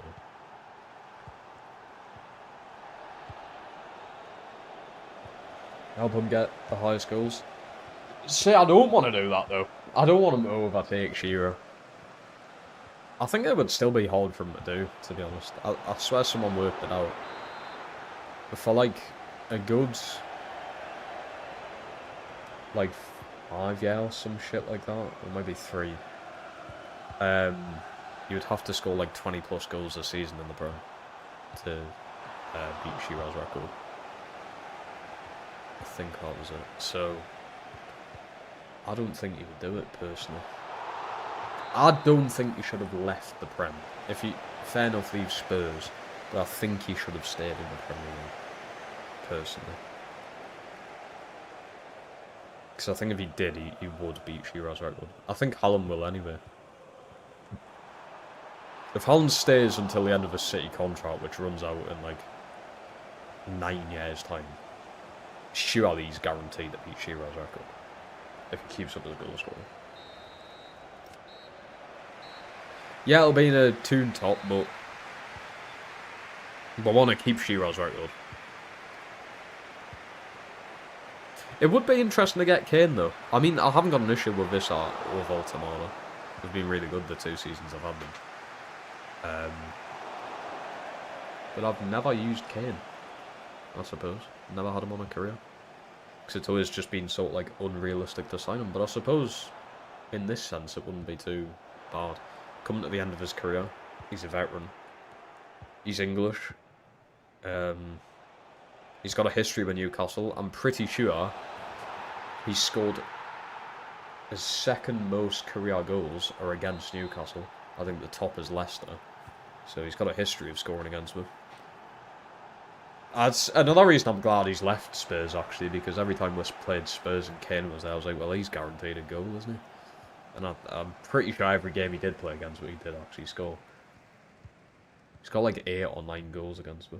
Something daft. And that's funny, Leicester, the team that he used to play for, is his most scored against team. I didn't mean to jump in, fuck's sake. I meant to make subs. I'll go Lewis Hall. I'm going to keep Jelch in, because you know what? He's keeping a clean sheet, fair news to him. I will go Kobe Manu, Joe Linton, Baltimore. Gordon playing a full 90 again. Not good for his legs. Shit, I forgot I was actually in the game.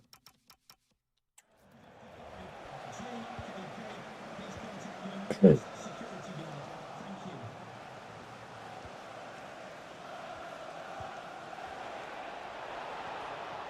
be another. They've still got Strong Lawson, which I'm surprised about. These subs aren't even going to get on there. Full 90 for all those players, Jesus. Clean sheet for Jelko, which is great. It's a good look. Predictions for the Mighty Ticks tomorrow afternoon.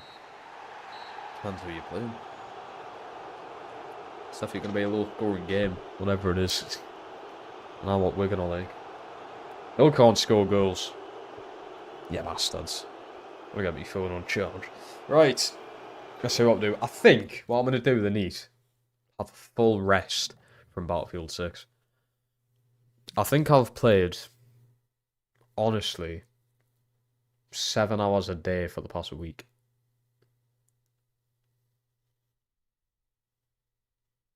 That ain't good. I need a rest. Because best believe tomorrow and Sunday, I'm playing it all day. So I may as well have a day off. Catch up on sleep, hopefully. Port Vale at home. Right, I'm just going to literally take this off from what I've seen of Wigan this season. And then where Port Vale are and how many goals they've scored and conceded, right?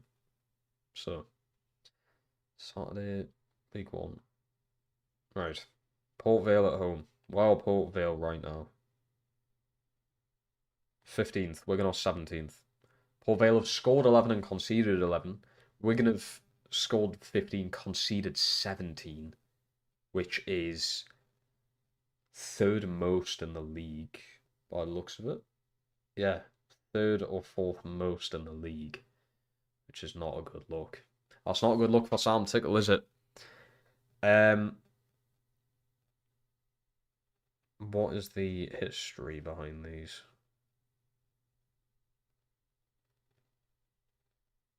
One shows the head-to-head for some reason. Let's have a look. Wigan, Port Vale.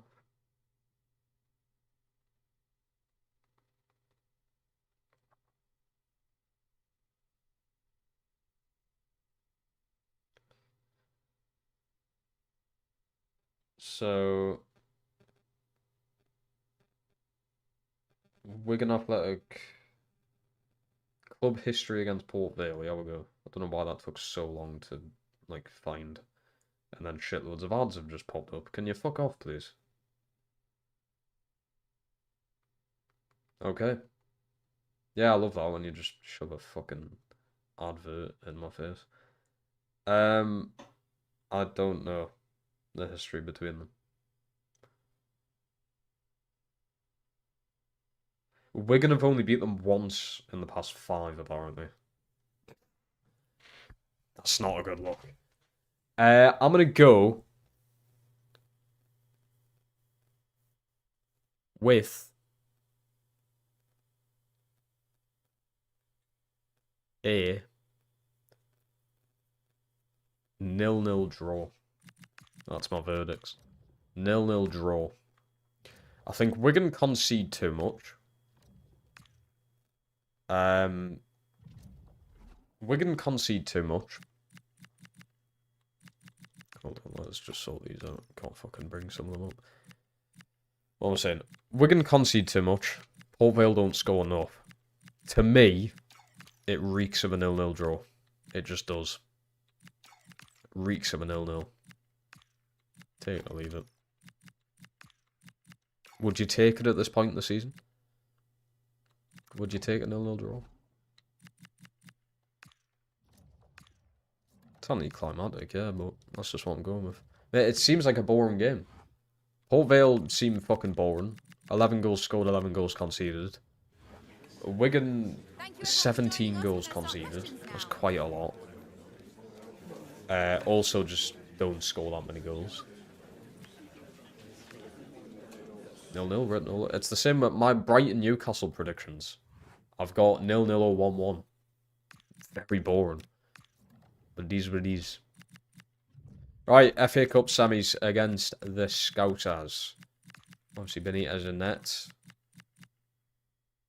We're going to go with Scalvini Chow. Older youth. I'm going to start Kobe Manu in the mid.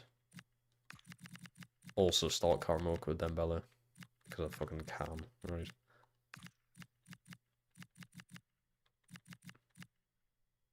There we go. There we go, like. Oh man, that's on. We've had a top 10 budget this season. If we lose tomorrow, we may end up in the relegation zone. Yeah, it's not a good look. So you've got to win, and I don't think it as well. 0-0 draw. 0-0 draw. I was going to say come back into tomorrow's stream, but I'm streaming in the morning tomorrow, so the game wouldn't have been played. So it'll have to be if I stream Sunday. I did announce in the previous stream, or I've done it last week, I am normally going to be taking a Sunday off streaming. So I'm going to stream Monday to Saturday, not stream on Sunday. Obviously, the past week's been different with the release of Battlefield 6. Like I said, when the honeymoon phase dies down with that game, then I will... Oh, I'm so sad. I will be back to obviously streaming every day, but I had to take 2 days off this week, so I might stream on Sunday to make up for that. It's just, I usually do quite a bit on the weekends, I'm not gonna lie, it's quite difficult to... Oh my god, that would have been one of the best goals ever. He put Van Dijk on his arse. I do try and make my weekends as eventful as possible, even if it is literally just seeing my family more than what I do through the week. That's an event for me. Live, we're going to watch the long stream. I would probably fall asleep, in all honesty. I've predicted a 0-0. I do not want to sit there. I've seen 4 Newcastle 0-0 draws this season. I do not want to sit and watch more 0-0 draws. I want entertaining football. I want goals. So no, I'm not going to be watching that. I'm probably not even going to watch Arsenal Fulham because I just couldn't think of anything more boring, to be quite honest with you. Chelsea Forest could be alright, but I think I'm going to be live then anyway, so it's going to be in the background. Brighton Newcastle isn't on telly. I can't watch that. Unless I've got a dodgy stick, but I don't. Bruno. Plenty of space. Time there as well. Challenge.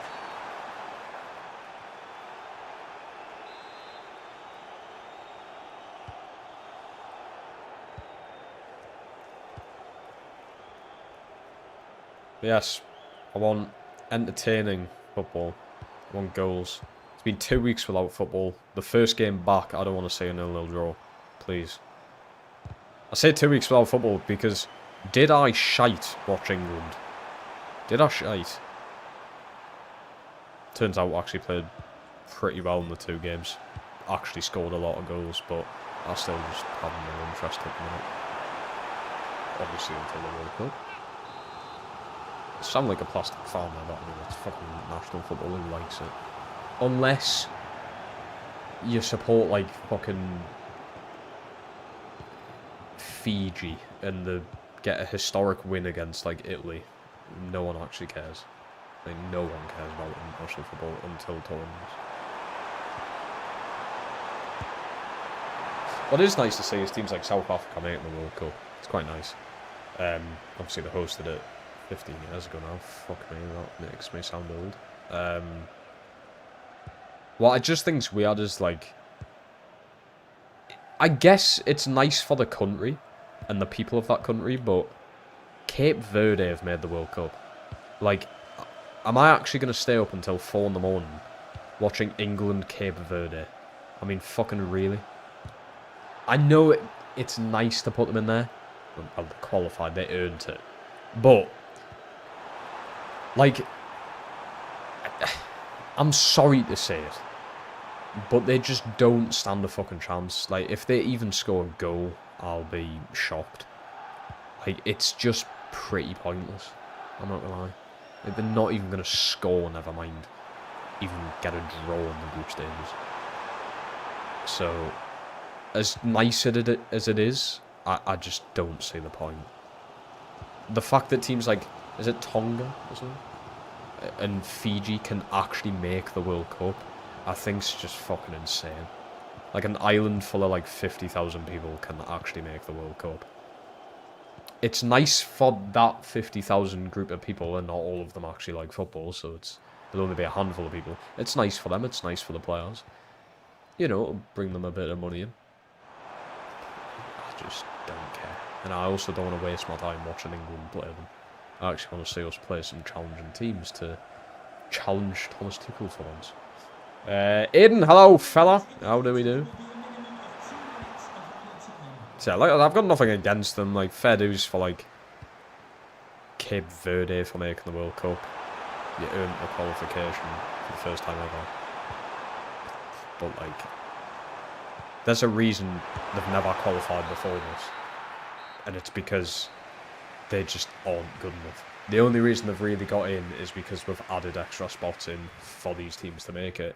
South Africa are sort of borderline on that. Like, for instance, they haven't made it since they hosted it in 2010.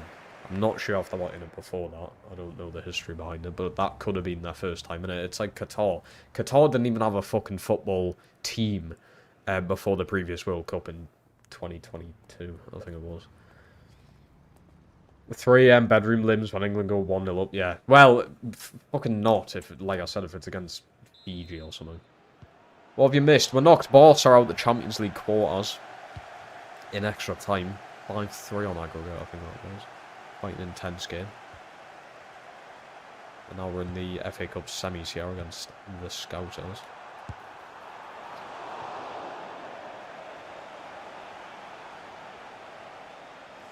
But yeah, like, if Cape Verde were good enough, like, footballing standard-wise, they would have been in some kind of international tournament by now, surely.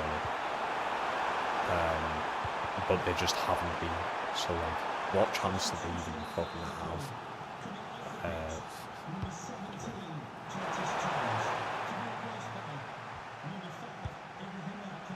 It's like San Marino. Like, what is the point in continuing?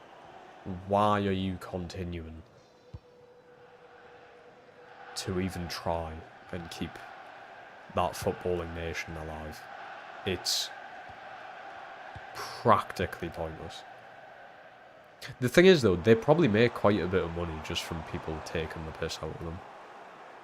Like, they've got a really funny Twitter account, and, like, they probably make a lot of money from that, so fair enough. If it's a way of making yourself financially stable, fair enough. I'm fully supporting, I'm behind it. I'm behind people making money nowadays, man. But comes a point. Cape Verde make the World Cup. That's where I draw the line. There's probably even a worse team than that. I've at least heard of Cape Verde. I guarantee you there's a country in this World Cup I've probably never even fucking heard of. Trying to think who else has qualified. Have Tonga actually qualified? Or they're even called Tonga. It's that team next to, like, it's that country, sorry, next to, like, Australia and stuff. It's in, I think it's in Oceania. It might be Asia. Hull has, yes. Hull has, yeah. Kept his form. Verts is coming here. Yeah, Hull's been good. Which I'm happy about. Obviously, we gave him a new contract last stream. Fucking hell, insane price. 320k for the week. I can't believe I've still done that. He's now the highest paid player in the fucking team. Oh my god, how's he miss? Oh man. Cape Verde reached the African. Yet again, not a sound like I mean, it's not offensive in the slightest, but not to sound like a prick. I understand it's big for African nations, but overall, who cares? It's the same with Copa America, in my opinion. Who cares? As I can guarantee now, as soon as Lionel Messi retires, the Copa America is just going to be fucking nothing. Realistically, it was only that decently popular because of Lionel Messi. And even then, I swear Chile won it a few years ago. Like, Argentina don't even win it every year. Or every time it happens. The Euros is the biggest one out of them, sort of like the continent tournaments, of course. And then the World Cup's just huge. But now it's just becoming a bit of a joke, because like I said, you've got these random nations joining it. Like, we're probably going to have Grenada or something in it fucking soon. Who I think are ranked like 220th in the world. I can see like Sri Lanka making the World Cup in the next few ones, simply because there's just that many spots that they will just make it anyway, which I think is just ridiculous. You may as well just not have them there, because they don't even have a chance of scoring, or probably even getting out their own half. So you may as well just leave it at home. But at the end of the day, it all comes down to money, doesn't it? It's part of the reason the Champions League went to a league phase, because it makes more money. More matches, more money, more profits. It's all to do with that. And that's the sad reality of pretty much everything in this world. Everything boils down to money. And it just shouldn't be like that. But that's just the way humans are, I suppose. Everything comes down to money. And values and profits and all that shite. It's like, I don't know if you've realised, when someone dies, right, there's always a big fuss and a big deal about the belongings, the values, and the money of that person. Always boils down to it at the end of the day. Always does. There's always disagreements, there's always arguments about the person's money. Everyone, for some reason, the peak of the moment seem to just forget about the person actually dying and seem to just focus on, did they have a will, did they have this, did they have that, how much money they got and everything. It all boils down to money. It's the same with football, it's the same with everything. It's part of the reason the NBA play 82 games a season. There's no fucking need for playing 82 games in a season, let's be real. NBA teams play every, like, 3 days. That's insane, right? You could very easily shorten a season down to even, say, 60 games. 20 games less. But they won't. Because they make so much money from playing 82 games. Why would you lower it? And the World Cup's turned into this. You went from, like, was it 36 teams to, like, 48, and then apparently there's talks to it going to 64 teams. 64 nations. You will genuinely have, like, San Marino in the World Cup at some point. Because they'll make it just simply because there's spare spaces. And like I said, I've got nothing against teams supporting themselves financially, but as a viewer standpoint, who the actual fuck wants to watch that? Like, no one wants to watch it. But they don't care, because they're making money. It's the greedy fuckers at the top. It all boils down to it, it does. It does.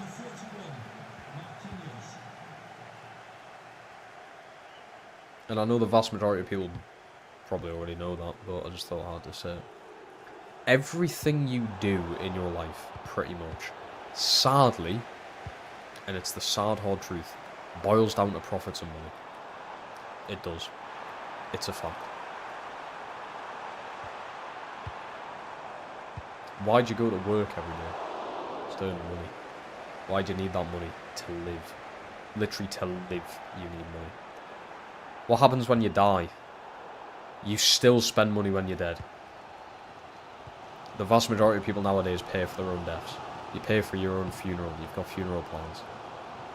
Because they're so expensive that you've got to pay for it throughout your life using the money you earn from work. And you just die anyway. Fucking hell, we're getting deep. It's only 11:30. But do you know what I mean? Do you know where I'm coming from here? I mean, it doesn't take a fucking... genius, as they say, to fathom that out, but it's even something as simple as the Alexander Isak situation. The guy just simply was like, yeah, I want shitloads more money. I'm going to leave whatever I've built at this team, whatever emotions I've left at this team, to simply just go make money. And it is the sad truth. The guy probably did love Newcastle, and he probably loved the fans, and he most likely loved his team. But he just left to make more money. All boils down to money. Oh God, that's a terrible pass. It is a very sad truth. Why'd you have to pay to live? I mean, it's not like you had an option to be born anyway. You didn't have a choice. You were just born. And then after, say, I mean, for some people it's 16 years of being born. You've then got to go and make money. Otherwise you just can't live. Mental to think about. Past that. Retire now, please. Well, the only way I can win a league title is if he retires so I can actually do something against fucking Liverpool. You'd love to see Mourinho at the World Cup. But that's what I mean. Like, it wouldn't be serious. And the World Cup's meant to be serious. San Marino would only be there for the shits and giggles. And they would make so much money off people just, like, viewing their tweets and shit like that. No one actually wants to see San Marino there. Because they play good football over there. Oh, Alanga, I just fucking adore you. I really do. I really, really love this kid. He is something special. What a season he's having. Anthony Alanga. FA Cup finalists again. The champions have made the final again. 2 in a row. Let's go and win it. Anthony Alanga, that is a splendid finish. Just sneaks it past Alisson. Oh. It's such a realistic looking finish as well. You love to see it. You bloody love to see it. That'll take it through to the final. Wembley, we meet again.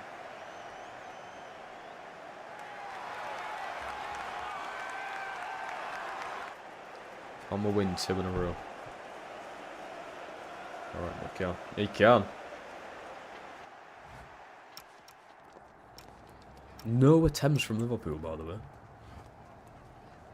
This assist as well, he's picking form up again. As soon as Volterman's starting picking form back up, so is Visser. Difficult to pick between them. Wolves beat Spurs! It's Wolves in the final. No way. Just a couple of questions for you. I'll take it. I will take it. Don't want to say anything more than that because you never know. But I will take it. Thank you. It's the same. I was going to go on to the boxing scene again. Why do you think there's so many big title fights fought in Riyadh now, for instance? Why do you think? It's because the only thing keeping that thing alive is Saudi Arabians pumping loads of money into it. Yet again, boils down to money. Boxing was a dying sport, and then Saudis come along and have slightly rebuilt it. But so many people are losing interest because at the end of the day, we all know it's just down to the money that people are making from it, and not the actual emotion and hard work that goes into the sport. Nick Pope wage demands. I just gave you a new fucking contract that you accepted. Literally, all comes down to money. He's now demanding more. You fucking little bastard. No, I'm actually just letting your contract run out. I said I was going to be doing that anyway, to be fair, so... Yeah, bastard.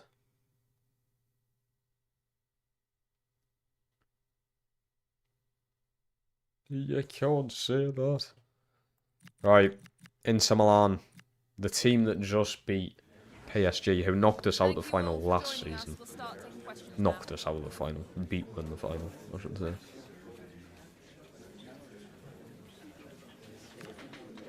Absolutely amazing Tino replacement, by the way, Connor Bradley. Genuinely. I didn't expect him to be this good, but he is. I definitely wouldn't say he's on Tino's level, but he's probably the next closest thing to it. Yeah, I think we'll just go unchanged. Or Ordagula comes in, because he played amazingly against Barca. That's the team. Ordagula in Inter Milan. We meet again. I did actually play them in the knockout stages last season. Playing the same teams so much.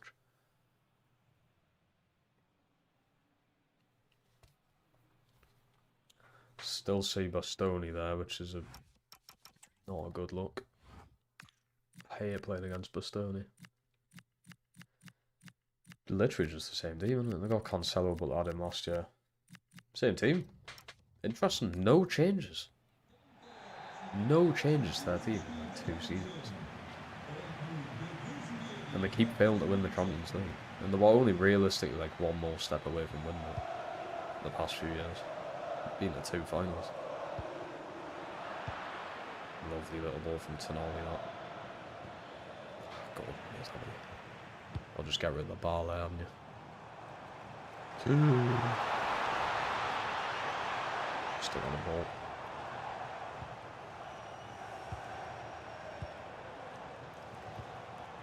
Got their number.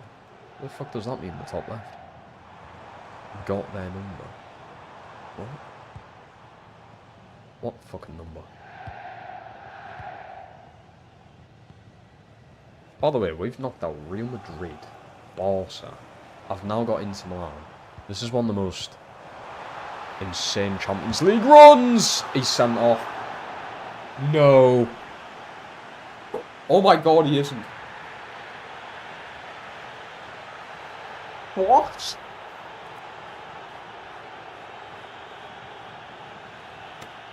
I'm just going to be quiet. I do not know how he has not been sent off there. Martinez pen. I've dived the right way as well.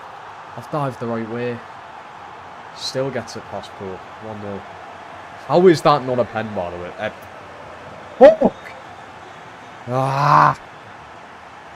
I've got a fried brain over here. How is that not a red card? Tonali up against his former rivals.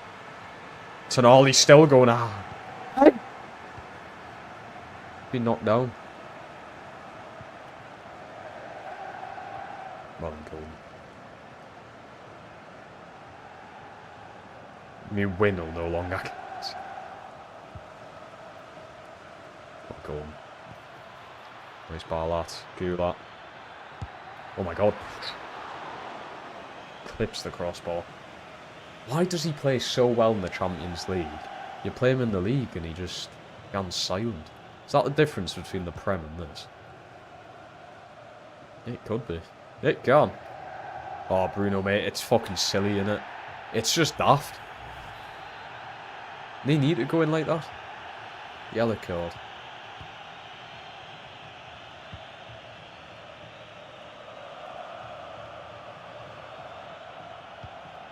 Voldemort track back loads though. Bruno, you've just took out all that gula, pal. What are you doing?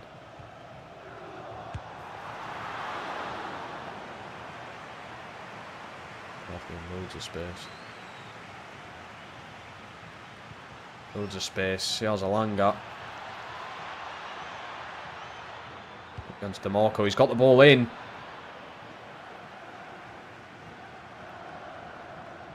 Tonali. Lewis Hall. I really want to score one of them.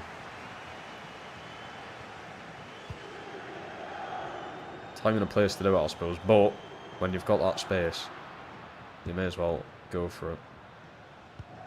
What's that, Tonali, mate? That was a good tackle, but bloody hell, could have hurt him. Could have been killed.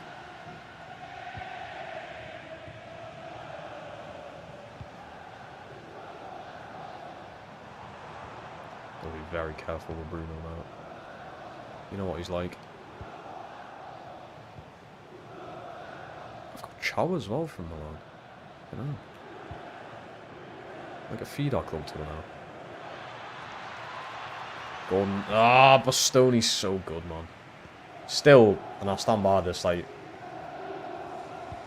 top 2 centre-back I've ever come across in FIFA. Against and playing with. Probably Van Dijk top. I may even put Bastoni over Van Dijk, actually.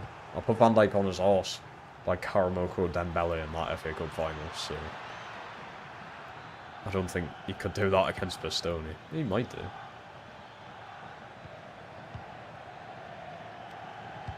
Ball. Great ball. Oh my god! Oh, he's hit the woodwork! Fuck! Holy shit!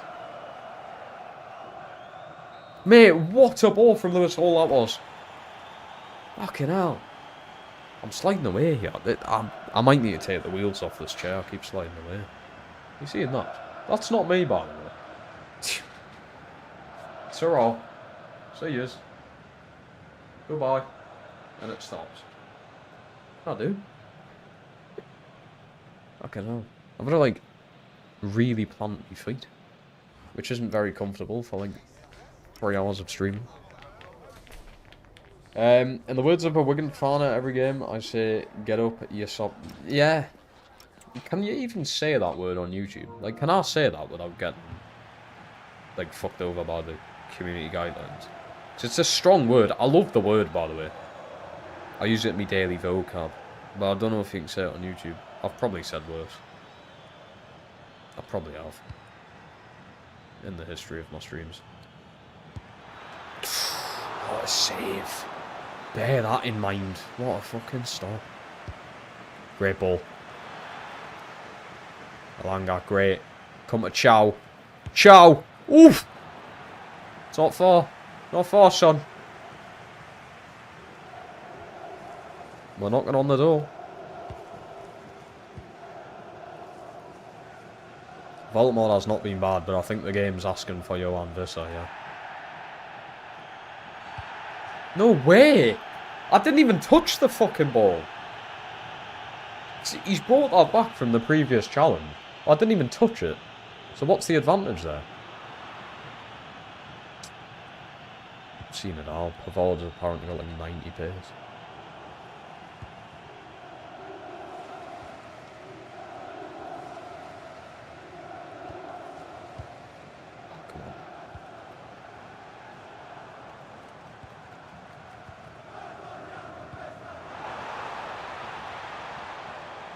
Come on, Chow.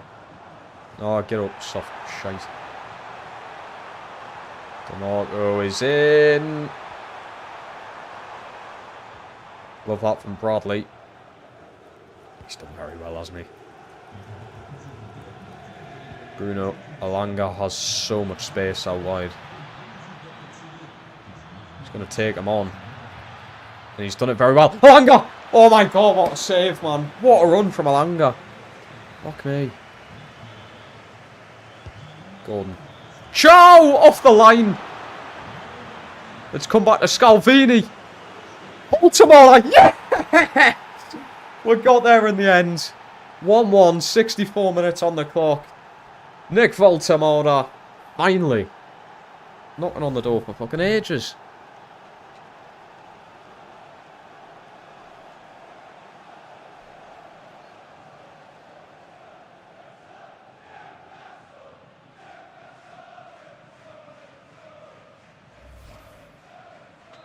Oh yeah, that took a long time.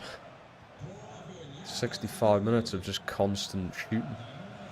The keeper's having an absolute great game though. I'll give him that.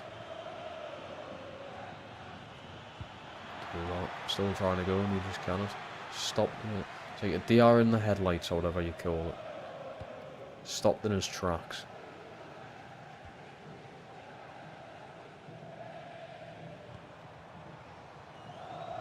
Oh, dude, fuck off, consent.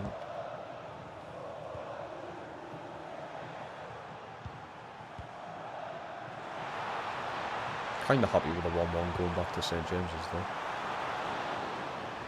I really want to push for a goal, but it would be nice. It's an all-in. I could put Visser in, but I just... You know, like, I don't necessarily need to.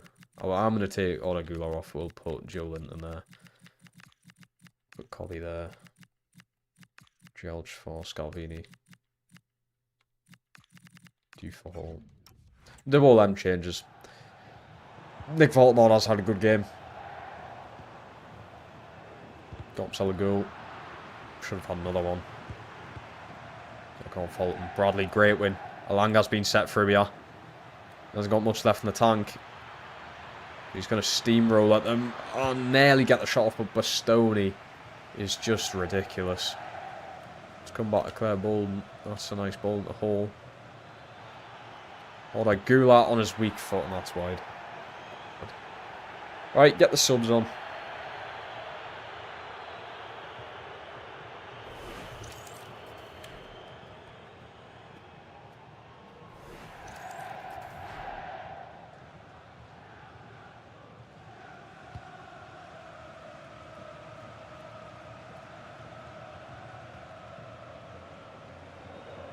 Why am I actually texting here, and why did I not pause the game? What am I doing? At least pause the game.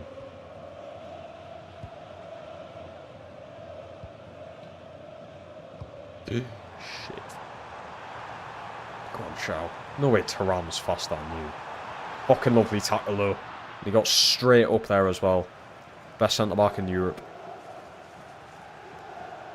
Bradley might go alone. Bradley might be going alone. Baltimore, that's a good header that as well.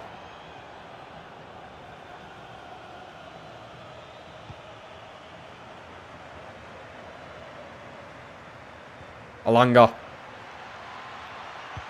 That's not the pass I wanted. Oh my god, what a save. Mate, this goalkeeper. He has to win man of the match. He has to. 12 attempts there, by the way. Baltimore man of the match. He was good, but what is their goalkeeper's rating? Has to be high. Only a 6.7, by the way. 4 saves. And he got a 6.7. Fucking hell.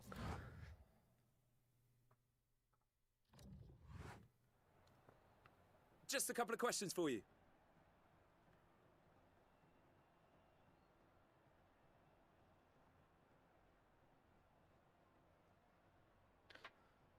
Five shots off him. But this is what I mean about these strikers. It's really good having 2 great strikers, but who do you put in the team sheet? What do you do? Who do I put in? Thanks very much. They're both as good as each other. It's alright when one of them drops in a bit of form, because then you just put the other one in. But it's not good when they're both in form. You've got a hard decision to make every game. Right, we've got Palace up next. It's going to be a live sim. Bruno suspended for the second leg. I don't know how I feel about that. Joe Linton or Cobby Mainu? What do we think, chat? Who do I put in? I don't know who would fit better in that role. Oh! Took the time. One manager of the month. Nice for once. Oh wait, no, is he missing Palace? Oh no, he isn't. He does miss the next Champions League game. Interesting. So I'll play him here then. Time to give Ramsey a game. Ramsey attacking mids. We will go Baltimore up top, of course. I'm going to start Juve and Jelch for Scalvini.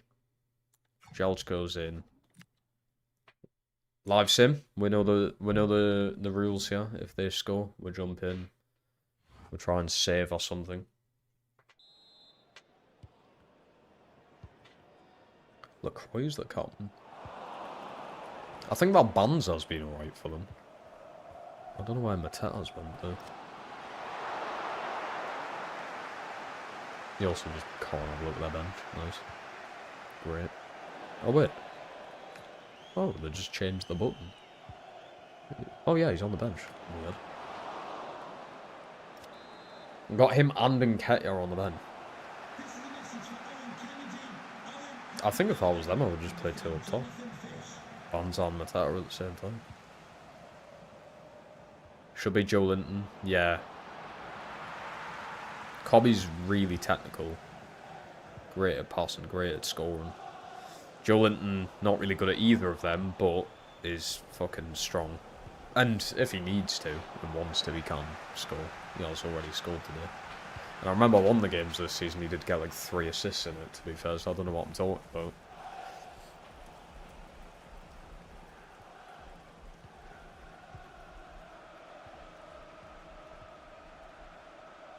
Yeah, I think I'm most likely having like a full fucking detox from playing Battlefield 6 today. I know it's weird because like Friday and Saturday nights are the best times to stay up gaming. If you're not working, obviously, which I'm not. But I think I just need a break from the game. I believe I've got like 55 hours or something in a week. Which is quite a fucking lot. I mean, that's... Say it is 55. I don't think it's exactly 55. But...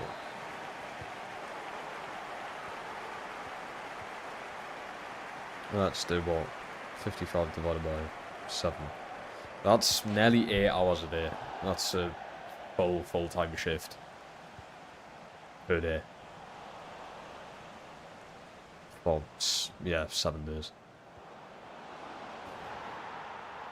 And I know it's only playing a game, but fuck me, that's tiring. Ramsey with a 10 performance, yeah. Must have got both assists. I wish... This is a thing that really should have added in, I mean, years before now, but...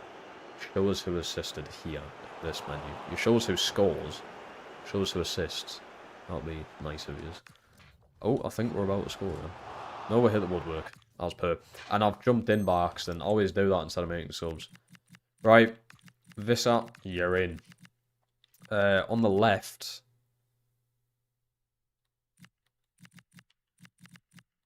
I could go Ramsey, couldn't I? Gularin. That's all.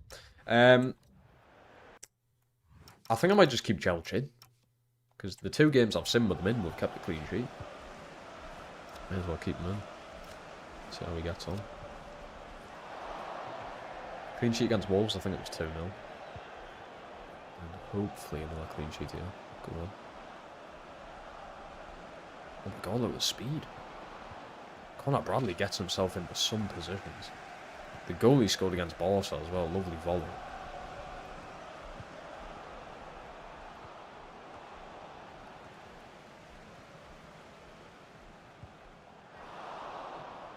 I don't think these subs are going to come in. This happened last time against Wolves when I said... Fuck. Players are going to be knackered. Yeah, they're not coming in. Ah, bollocks. That's not going to help. Fitness-wise, is it? Oh, hit the woodwork again. Hit the woodwork twice. Lovely. Man of the match, Ramsey. Good. I still don't think Ramsey's going to make it in this team. But that's promising. That's how I can't say it personally. But it's just I've got so many players who can possibly play in that position, you know. Right. The last game before the final. We've got to try and beat them. Got to try and beat them. We brought it back. It is 1-1. We have... Oh. What the fuck? Whoa. I never knew this was possible. Your team's tactics have been leaked online. Meaning your opponents might adapt to their tactics to counter yours. Decide if you want to do some last-minute tactical changes before the upcoming match. How have my tactics been leaked online? That's fucked. Oh dear. The thing is, I don't want to change... I know it's part and parcel of being a manager, but I don't want to change my tactics. They work fine. You use the same tactics every game, not hard to know. Well, yeah, because why would I change something that's working, you know? I had to do what had to be done. It was you bastard. You bastard. Yeah, jammy cunt. I said the word, so I'm allowed to say it or not. I've said it now.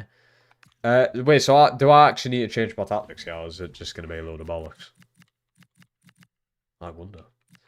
We're going to go Joe Linton for Bruno with him being suspended. Gula goes in, that's fine.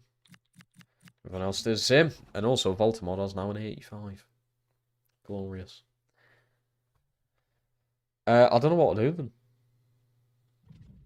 So I don't want to, like... if it makes a massive change, then I'm going to have to do something. But if it's not really going to affect her, then we should be fine. I'm going to see. I don't know if I'm going to be able to tell the difference. I mean, if they score within the first, like, 2 minutes, then yeah. How am I going to be able to tell the difference? We'll say, right. 1-1. A chance to go at the Champions League final for the second year in a row. Which is very rarely done. Shows how good we are. Baltimore, great touch there. Ooh. Oh my god. Joe. It would be a very Joe Linton goal. He just thumps it.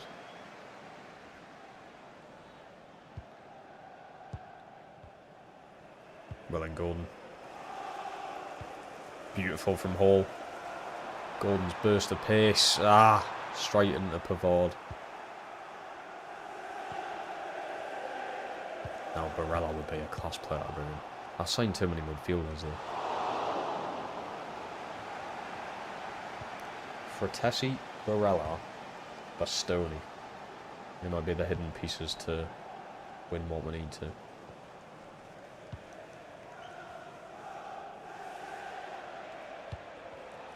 Oh, fuck. Wellington Ollie. Baltimore at Gordon. It's not bad, is it? Gordon wraps it. Gula! I don't know how he's missed. I really don't know how he's missed that. It wasn't even meant to be for him. I saw Lang out the back stick. It was meant to be for him.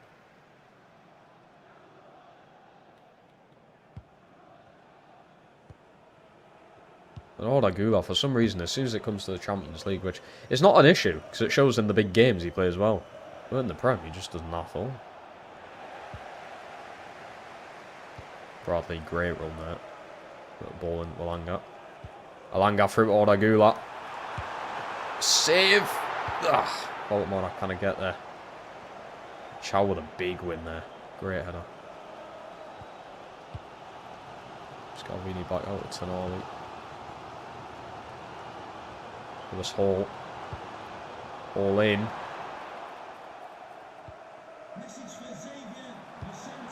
Hall wraps it round. Imagine it's that sweet. That would have been class. I like my left back options because we know how good Youth's been this season. And then Lewis Hall's come back. It was a little bit of a rough start again, but we've got him up to really what he should be. What I expect from an 87 overall, highest paid player on the team. That's what I do expect for him to perform week in, week out. Bradley, 50-50, go in. Julian wins it back anyway. Go on. Very physical battle. That's why we put Linton in.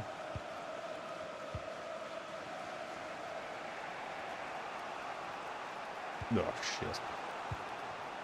Easy for Chow, that. Move that down to Baltimore, that. Touches, man. Fuck, now we're tackling each other again. Played Thuram offside there, did you see that? That's a ball through to Martinez. And there's the opening goal at St James's. Maybe that's like the tactical breach coming into play. Potentially. Took them 34 minutes, but that was very weak defensively. Very weak. We didn't do so well there. Damn. 1-0 down to Milan again. Tough team to beat. Very tough. Alanga, Voltamora, touch, great touch, and another one, and another save from the keeper. The keeper's daft. He's ridiculous. Gordon, great ball. Pen, he's just shoved him to the fucking floor. Gula onto it. Another touch in there. How am I not getting a pen there? Shove Scalvini to the floor.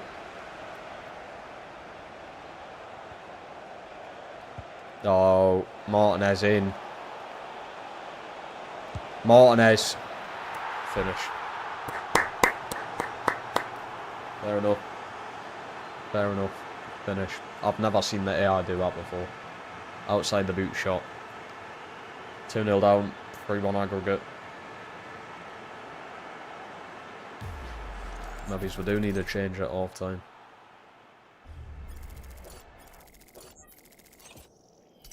Yeah, some finish. Some goal. Scored on the top right, top left. Fuck yeah, no.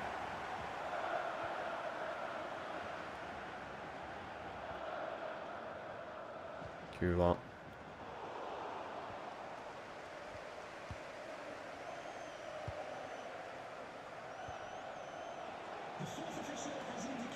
Oh.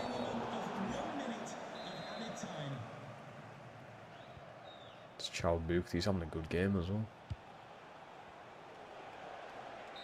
Right, half time, 2-0 down. This is going to be difficult to come back from in 45 minutes. Yeah, I think old formation might be done because we're going to need the goals.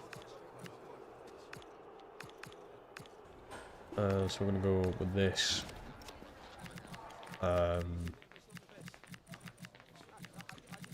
And it's going to be...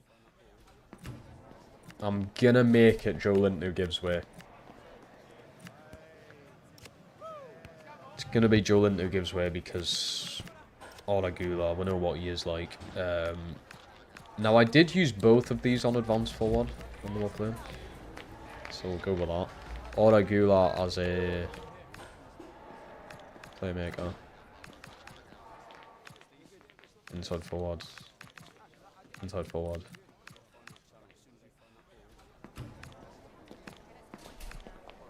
Holding.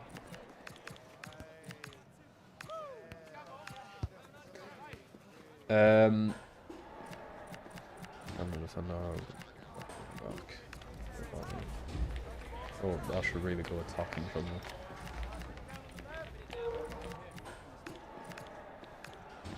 Didn't even know playmaker build-up was a thing. Thank you. Tartan wing back. Tartan back. Right. Joe Linton sacrificed. Vissar in. Loads of pressure. So I'm not going to go on any runs, and we're just going to try and focus and play it.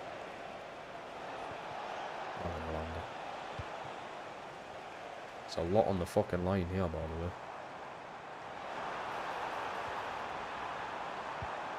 Nice little 1-2s there. Vissar gets it back. Awful angle. Keeper nearly fucked it up though. Gula. Great delivery. Let's come out with Alanga. Oh, lovely bit of fucking footwork there.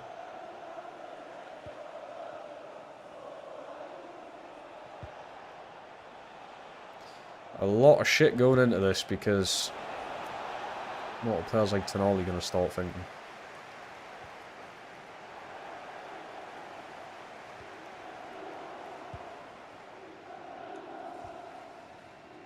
The old duo back up top here. First time this season, really. Vissar to Bradley. Good ball! Yes! Come on! Gordon scores. Connor Bradley assists. What a delivery. What a delivery.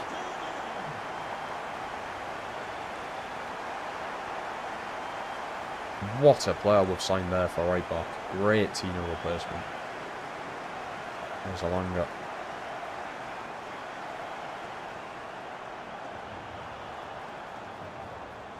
Connor Bradley.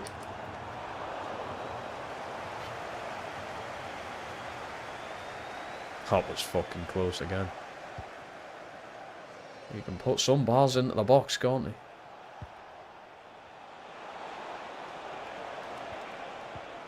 Oh, fuck's sake. Save from Pope. Gordon keeps it alive as well. There's Hall. Switching it back to the right-hand side. Right, next attack down the left. We're just expecting it down the right. I say that and I've won it on the right, so I may as well keep that. Alanga slips it through to Voltamora. He's not going to be fast enough.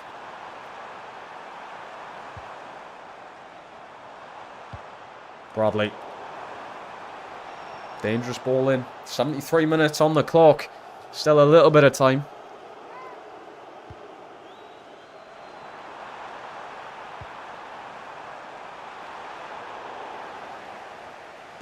Oh my god, I've hit the post. Oh, fuck off. Wow. Woodwork FC this episode. Hit the post again. Bradley. Why are you heading the football? Why are you heading the ball? Are we actually for real? Fucking hell. Why would you head on the ball there?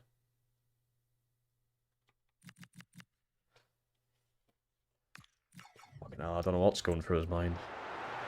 Elliot, put your foot through it, man. Gordon, ooh, that looked horrible. Yeah, just playing fucking triangles around me now.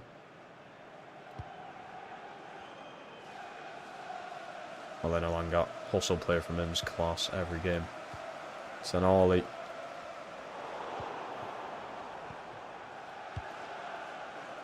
Lovely, that gets through to him. Chow, lovely win that. Lewis Hall. Nice ball to Gula. Lays it off to Alanga.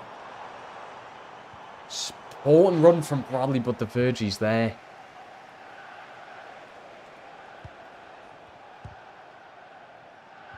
Bradley wins it. Gula back to Voltamora. The referee has indicated there will be a minimum of 1 minute of added time.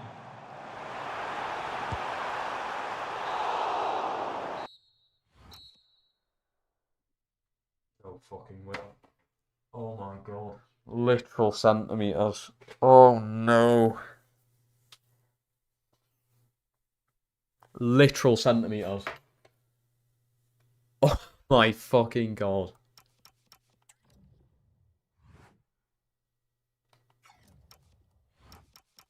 Literal centimetres.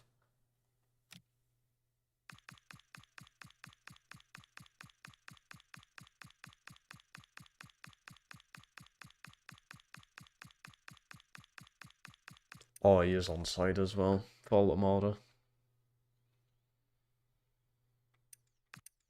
Oh, no.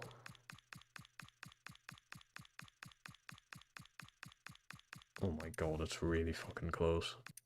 Or is it? It's about as close as you get from that angle. Voldemort was onside as well. Would he have received the ball, though? Probably. And if not, Gordon, if he's fast enough, is probably getting there.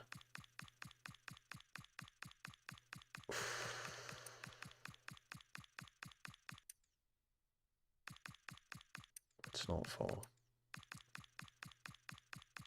Oh my god. That's it, and all. Full time. We're out of the Champions League in the semis. Damn. You just got to take it.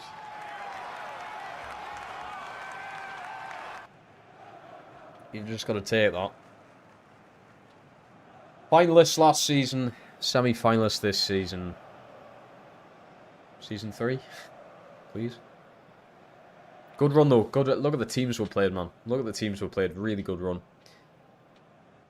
That Inter Milan team, wouldn't be surprised if they go on and win it finally. Conor Bradley, gotta give him his flowers there. Got to. Man of the match, Martinez. Yeah, 2 goals. 2 very good goals as well. Took them well.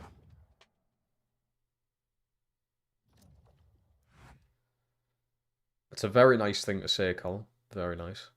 City, Inter Milan again in the final, most likely. That'll be an interesting one. For you regarding the match. Chow was great, I thought. No one really played that badly, to be honest. No further. Right, that's a shame. We are still in for the title, but got to rely on Arsenal to drop points. Finished 3rd last season. If we can finish 2nd this season, it's better than nothing, I suppose. Got Bournemouth next. It'll be another live sim, this one. If we got after that. Villa, I'll probably play Villa. You've got the FA Cup final coming up as well, so we can still at least win another piece of silverware. It's the same as last season. Job security change. Oh, fuck. What, just because I fucking lost the Champions League? Really? Really? I suppose. Right. For this game, then, we will go to our 4-1-2-1-2. Not going to make it like a permanent change, but we're just going to keep, like, testing it in a way. I'll take Bruno out again to start with. This have Altamada up top.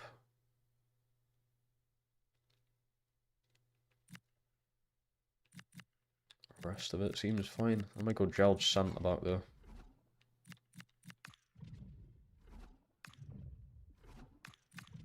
Jelge centre back, see how he gets on.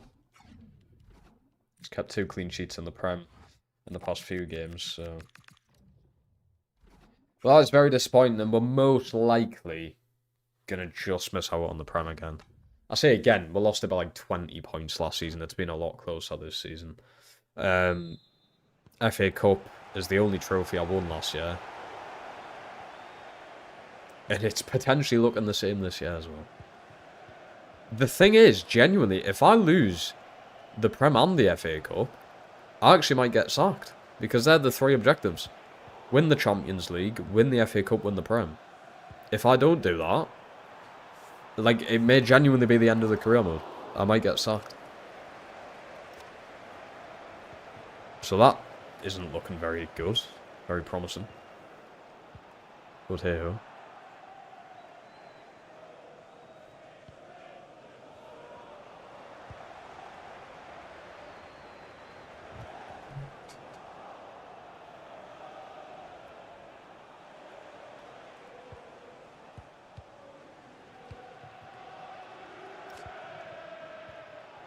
This is nothing promising. No shots. No shots, no nothing in 30 minutes. There's the first one. Might be a second half job here. Also, get this fucking heater on. It can. It's bloody freezing. Baltic in here it is.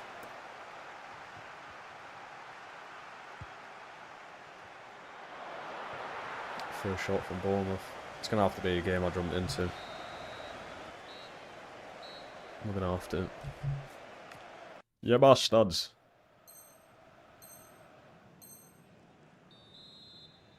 Like I said, I don't think...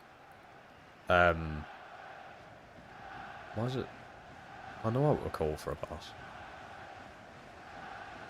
Why is, like, the train up?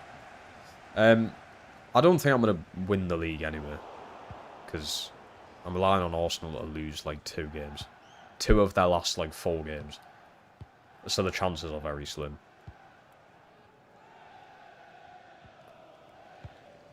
But I'd want to finish at least higher than what I did last season, and that was 3rd. We're on track to do that. Alanga's in. decent angle. What's this R3 bollocks? Why is like a trainer being put on here? And I've just lost, but I'm not that bad. You lot! No.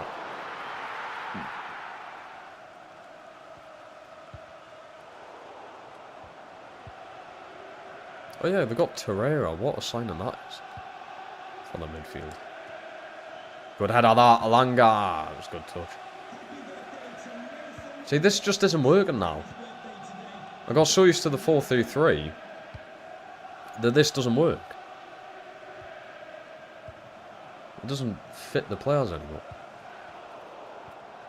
Fuck's sake. Who leaked the tactics on Twitter?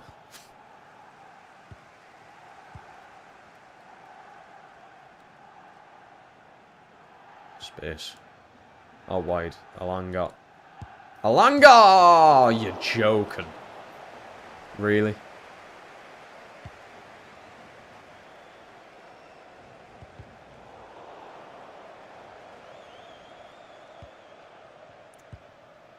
Fuck me.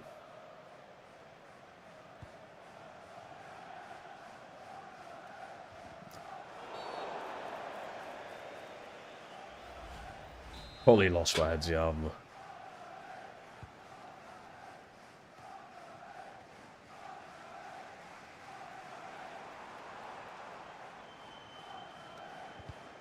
Vault some more than that. Love that shout.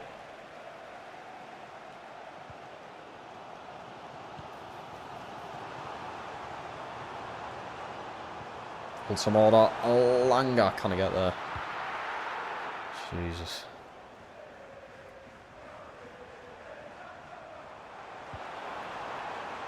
This art. The formation just doesn't work now. It did last season. Doesn't work now though. Big, big problem. Right, we're gonna go Bruno. Julian now wide. Scalvini at the back.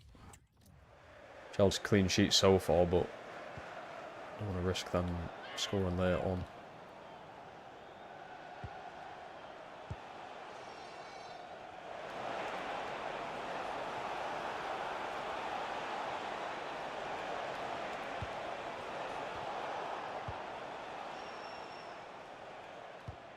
Come on, that's a foul. Every time he gets the ball, every team I've played against try and haul flick him.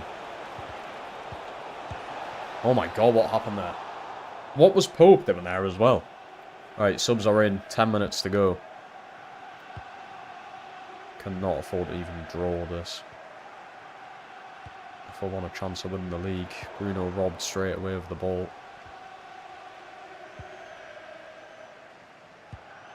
This fucking tactic breach thing just has massively fucked us up here. Top from Scalabrini. Ball from Bruno into Vissat. Out. Absolutely out.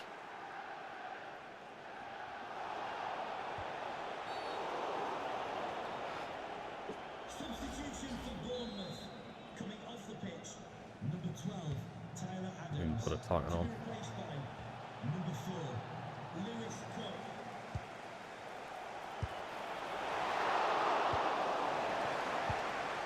Bloody hell. It's an ollie, oh, it's poor. Thank fuck he's offside.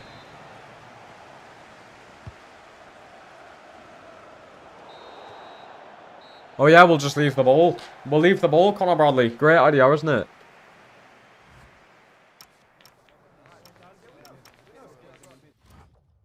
I'm not even doing the interview there.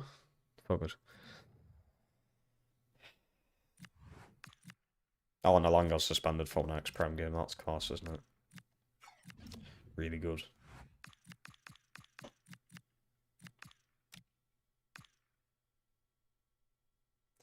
Villa are in at 6th. Yep, I think it's Arsenal's title. 3 games to go. I can max out on 83 points. So if Arsenal win, that's pretty much it. Also, finally got... Oh my fucking god.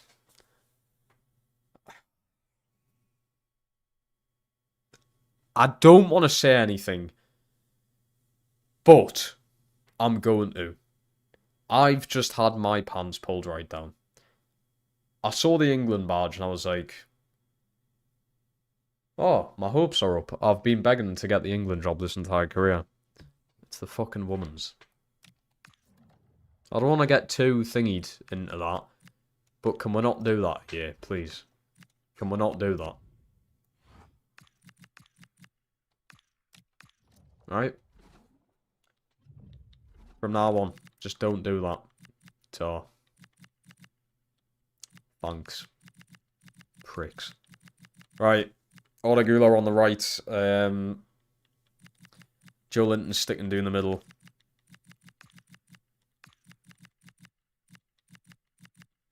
Belcher's a bit tired, like, isn't he? Big Dan Boone.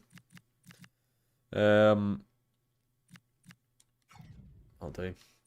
Alright, Aston Villa. They're in at 6th. It's going to be a challenging game. The history between us and Villa at St James's, though, is mostly in our favour. So, I mean, that means fuck all when it comes to FIFA. Just trying to keep things quite realistic. You know, we're trying to create a story in this career mode. Pass from Goulart. Joe Linton straight off to the wacky races, and we lose the ball straight away.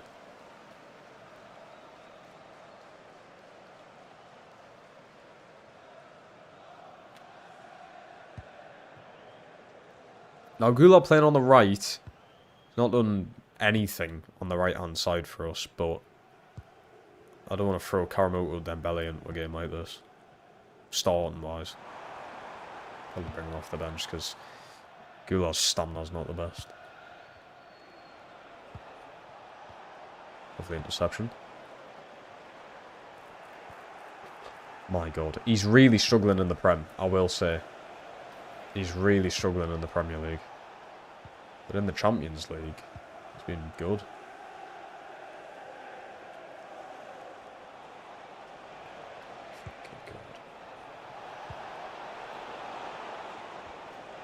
I've literally held square for about 5 fucking minutes there.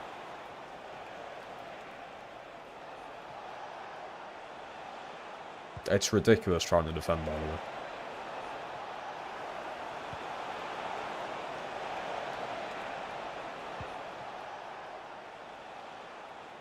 Away, man. Fuck's sake.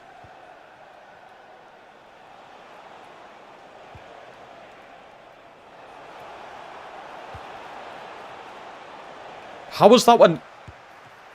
How does that go through everyone there? Every single player you see in the box it's went through. How? Oh! Fuck me, I know you want to leave, but come on. Go on, Gordon. What the fuck was Pope doing there? Luckily, Tonali's on the fucking line.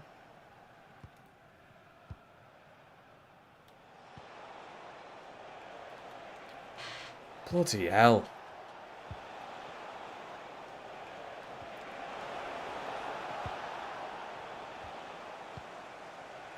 Lovely passing this.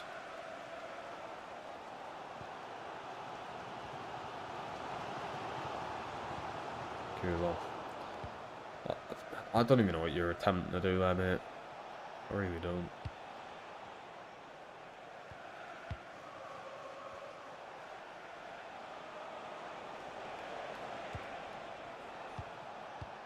This is ridiculous.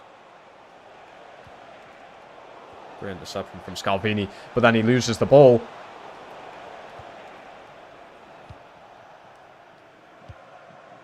Reverse counter-attack.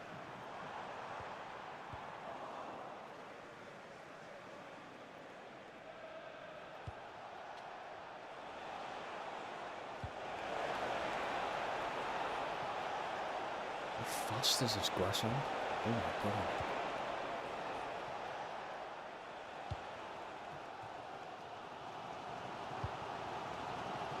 I'll do. I'll do. Yeah, I suppose. It has all fallen to pieces. It really has.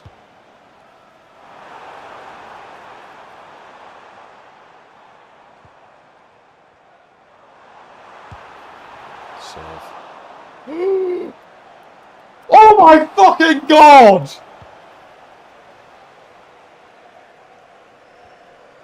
What the actual fuck?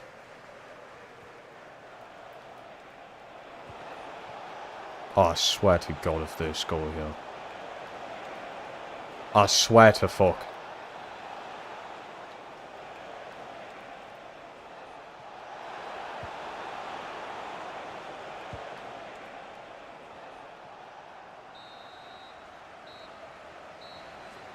I have no clue what's happening now, but I could genuinely be on the verge of a sack.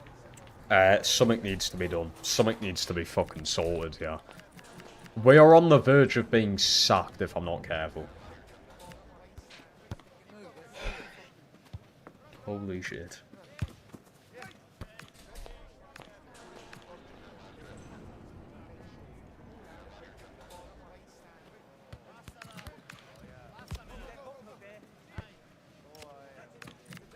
Right. What the fuck am I doing?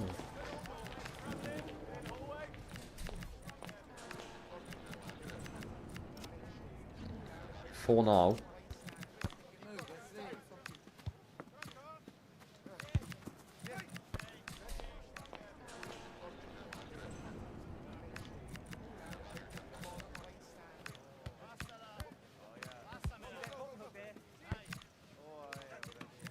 Box to box on Bruno.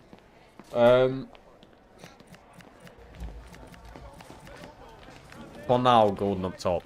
He's scored plenty this season. Right, change of formation. We're going with 2 up top, but it's Gordon who slips in there. Joe Linton goes out on the left-hand side. If we kept Joe Linton to what he originally was at this football club when he joined, I'll just stick him up top. But we know how that goes.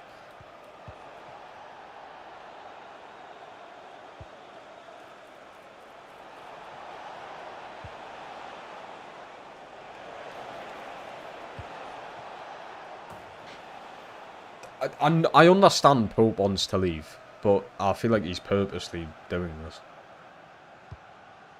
It's a nice pass.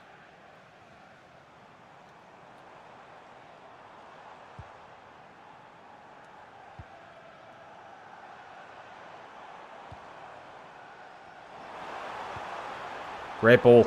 Oh, it was dropping to Gordon there. A reminder that foul and abusive language will not be tolerated in the stadium. Ah, you bastard.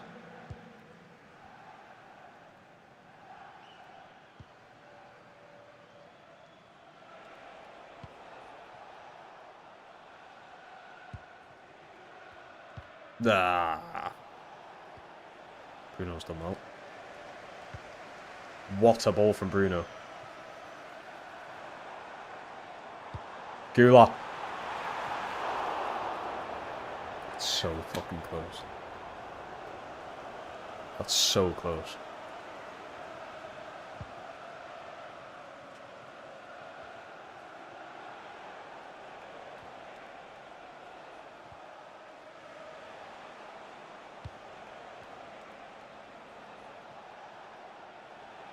I think if we drop points here, it's definitely over, especially if Arsenal win their next game.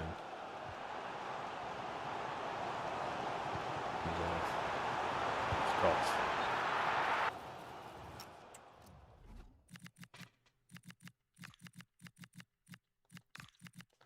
Right, Vissart in.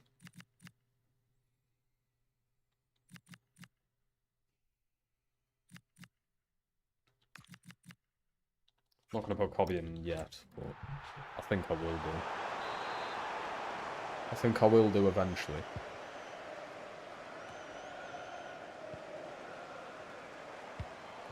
Ball out from Gordon.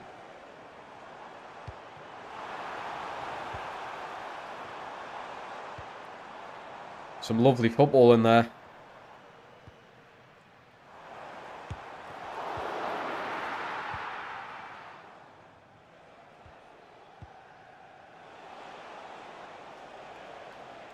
I really don't know what's happened.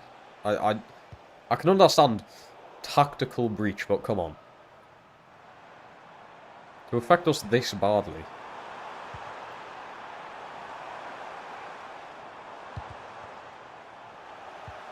Oh, brilliant, mate. Come on.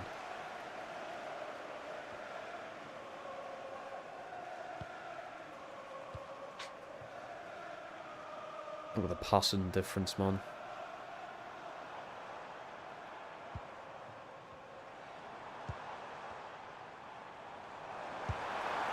Save.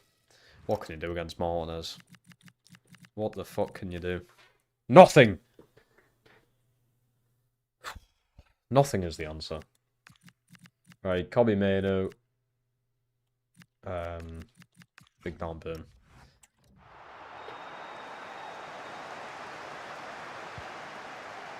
Looking like drop points again, which is pretty much the league title done with. Crazy. How literally like 2 or 3 games can change that.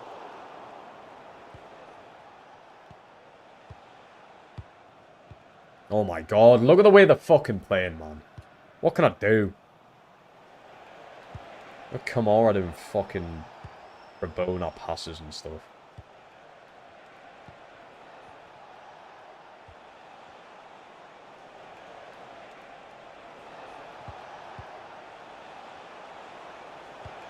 No. Oh. Get...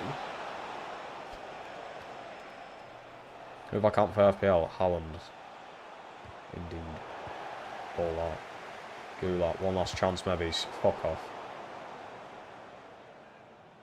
I can't even go into attacking for some reason. Vissa. How? 0-0 draw again. Well in. Class. Well love it. I think that's the league done. Nick Pope on the match again. 2 games in a row. God, it's like Wigan with all these 0-0 draws, isn't it?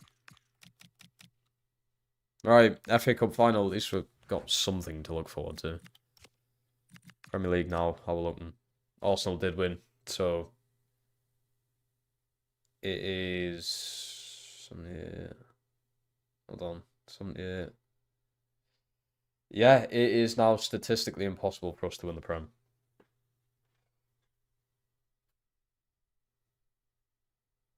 Statistically impossible.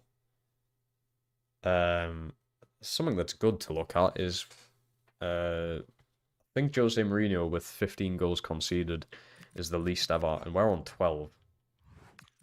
So we may get the most, the least amount of goals conceded in a Premier League season, which is something to celebrate about. And if we win this, if we lose this, we're fucked. I honestly believe if I lose this, I'm getting sacked. So I'm speechless. I will be speechless. If I get sacked, I don't know what to say, to be honest. I don't know what to say if I get sacked. But I'm kind of expecting it. If I lose, that's if I lose this. If I win, that's a boost. If I lose... I haven't any transfers. Well, on FPL, I think I brought like Nick Pope in or something.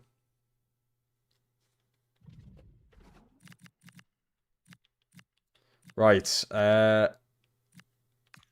order Gula in.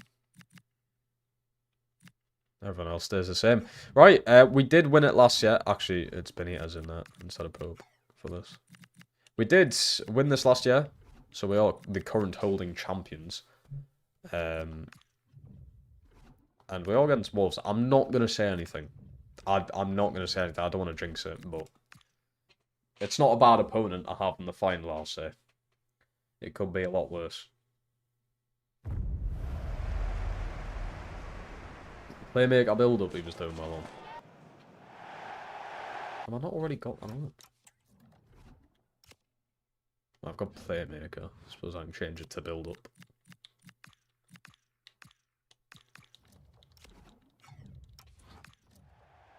Right, Lewis Hall, Tifo. Bit of a strange one, but let's see if we can win the FA Cup 2 years in a row. at least get a piece of silverware this season because the ball's up their arse. Not in a good way. Great ball. 1-0. Not offside. 1-0. Voldemort. Good start. That'll fucking do. On the board watching. Great ball from Alanga. Damn, voting for player of the season is going to be interesting. I think Alanga sneaks into the vote again this year. Gordon has to be in there. Gordon has been it for me, but Baltimore again. There's also another. He won it in the first season. Hence the boots, or black and gold boots on. He might win it 2 years in a row. We've scored a goal. We've scored a goal. Oh, Gordon. Gula with a lovely ball. Baltimore out wide to Alanga. Oh, I thought it was just going to dart through the player there. God, their number. Why does it keep fucking saying that?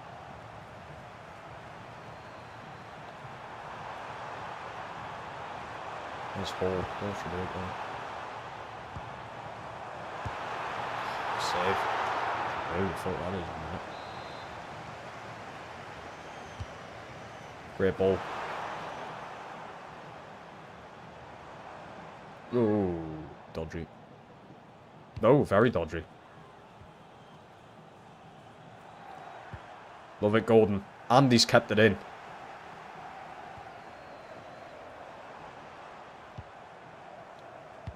Tonali, great delivery. Gordon, the hustle is unreal, son. He really wants the best for the manager. He does.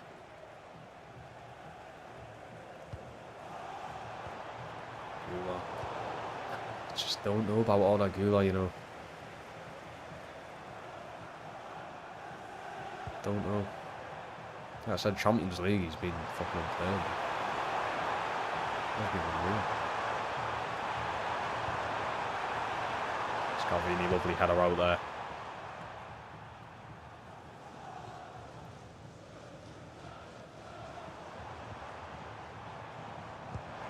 Lovely counter-attack this, by the way. Gordon. Bruno, first time! Oh, that would have been a lovely goal. If that hit the top right there, that would have been class. I love a goal like that when a player just runs on the ball. Smashes it. That would have been amazing. An injury, yeah.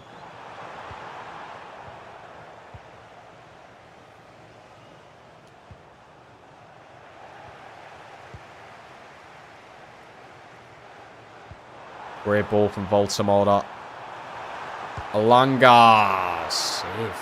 Good save.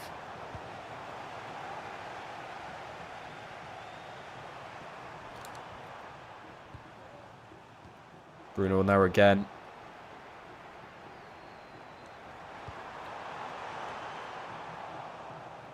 Ola Gula winning the ball back. Bit of a horrible situation there, right? Gordon, the hustle is fucking class. More of that, please. Bruno dinks it to Alanga. I can't get there. I'll take it 1-0 at the half. Definitely need more goals though to be safe.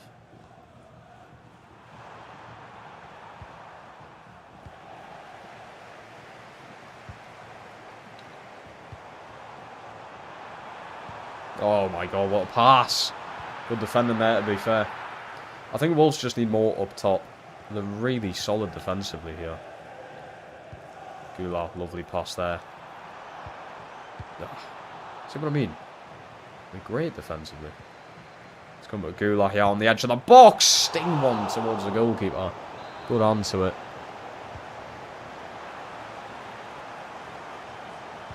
Oh my god, what the fuck was that? Chow wins it back anyway. Could be off.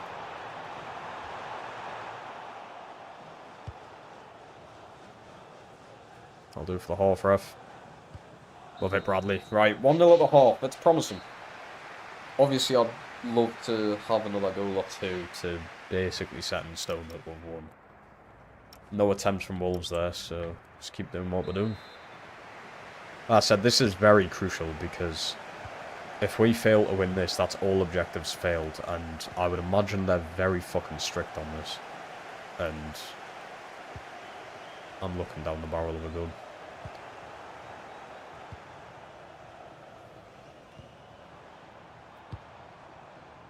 All switching it to Alanga.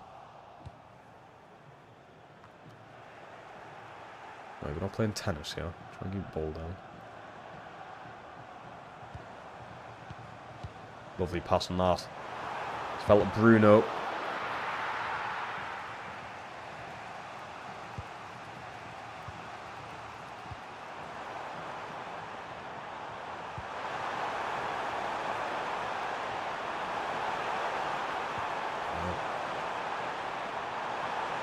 I thought he was injured. Oh, I thought he was fucking injured. Seems fine to me.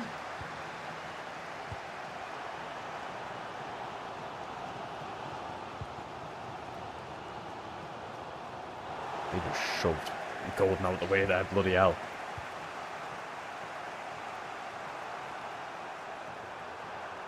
Oh.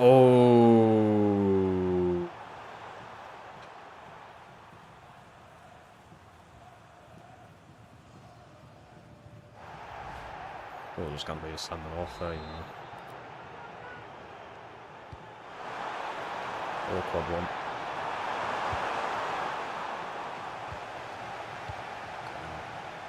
That's some save from Poe. Gordon, I see Goulart going down the middle here. Oh, it was really good footwork, and then he just got shoved off the ball. He's won the ball back, though. He wants it back. Goulart, what a save! Wow, turning into fucking like prime Messi there for a second. What change do I do here, realistically? Do I take Voldemort off? Do I risk doing that?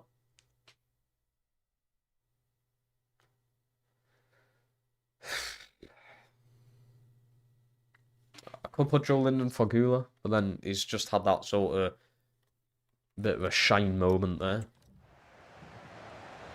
I don't know. I just don't like the fact that I'm only one goal up.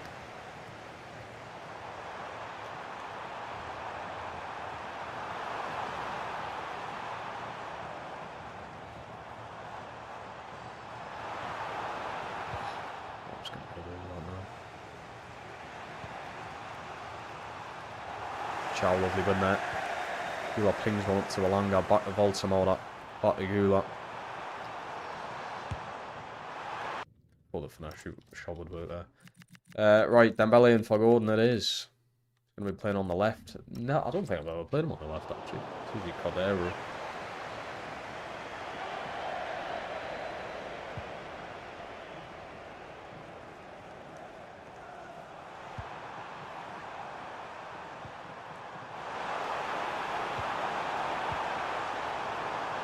Lovely defending there from Bradley.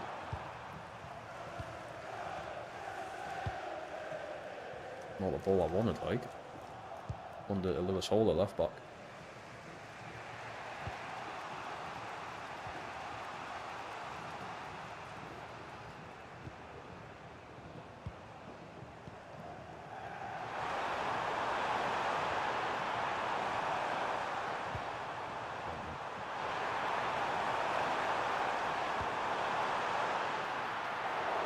I just realised it's not even Pope in there. I said good save Pope earlier. It's Benitez. Sorry, Benitez, mate.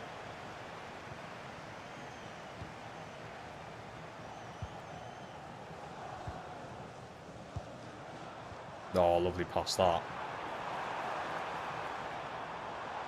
Oh, what's he doing? Gotta keep the ball close at you there.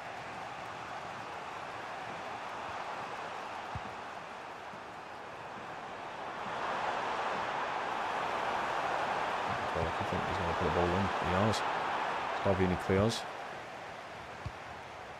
Goulart with a ridiculous ball up. Go on. Go on. Terrible at the back from Wolves, yeah. Voltamora, save from the goalkeeper. It's a good save. He nearly fumbled it again. That'll do. If that goes out, yeah. That does it. That does it. I've won the FA Cup. I'm not going to get too hyper, though, because I still don't know what's going to happen. Because I've lost the Prem and Champions League. So, what happens? That might have just saved us from getting the sack. I'm not too sure. We will find out, obviously. But that does it. 2 years in a row winning the FA Cup, which is very nice. It's the only silverware I've actually won. Did I win the Community Shield? I think I did. I won the Community Shield. So, technically 3 pieces of silverware we've won with this team. Of course, it's going to be Bruno who lifts it. Still a pretty disappointing way to end the season, though. Not winning the league, getting knocked out of the Champions League. I think the next thing is just seeing if we'll get that defensive record. I actually need to make sure that's true, though. So if I go to least goals conceded Premier League season. Fewest goals conceded Chelsea, 2004-2005, 15 goals.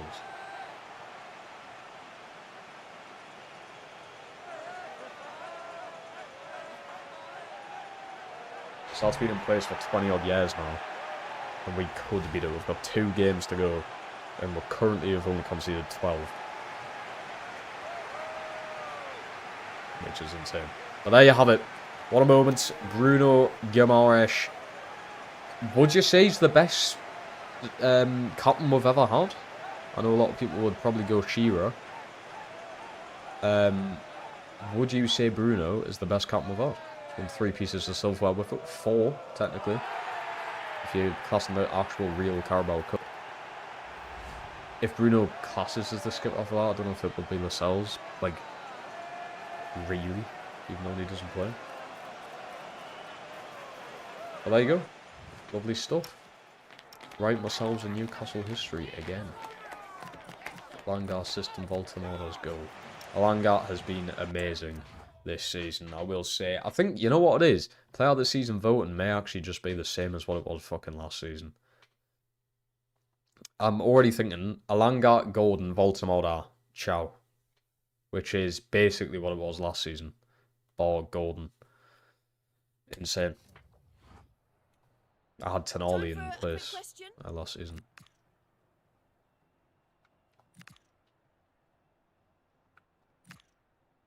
But they all done very well there. We're held on as a team, and that's what matters. Right, we've got Burnley, who are done and dusted. They're out. Arsenal still haven't won the Prem. City can do it, but I think Arsenal will end up doing it here. And that is the first time since the Invincible season, I believe, that they would have done it. Dan Burn off to Porto on a free. Didn't want to sign an extension with them. Which is strange. I may as well sim these. It's basically pointless. Basically.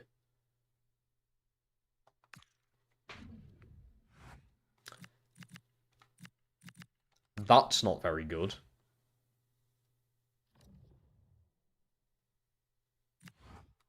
That's not a good look at all. I'll still make top 4, but that's not a good look. And Arsenal have won the league. Well done. You finally won the Prem in what Arteta's 8th or 9th season, I think this would be. Manchester United up next. Oh, offer for Barnes finally coming in here from Villa, who I'll link to him in real life. In real life, he's went down to a 79. Eh? What the fuck? So it was like an 82 or something. Oh yeah, it's not even Arteta. It's not. We're gonna have to have a look at who it is. I forgot who it was. He would go for a lot more than this in real life, but we're just gonna see what we can get. 22 million. He's just come back from an ACL injury and they've put his rating well down. I swear he wasn't just an 80. Couldn't have been. Youth player unsettled. It's probably one who's too young to even be called up, so.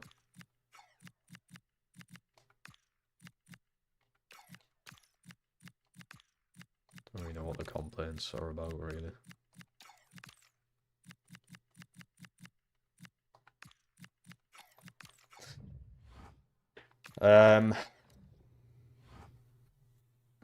Yeah, let's have a look at who it is. I completely forgot about the whole manager market thing. Evaristo... Wait. I may sound like an idiot here, but that's not actually Crespo, is it? Luis Enrique finished in second with City. No difference to Pep, really, is it? Unai Emery at Chelsea, I remember that happened.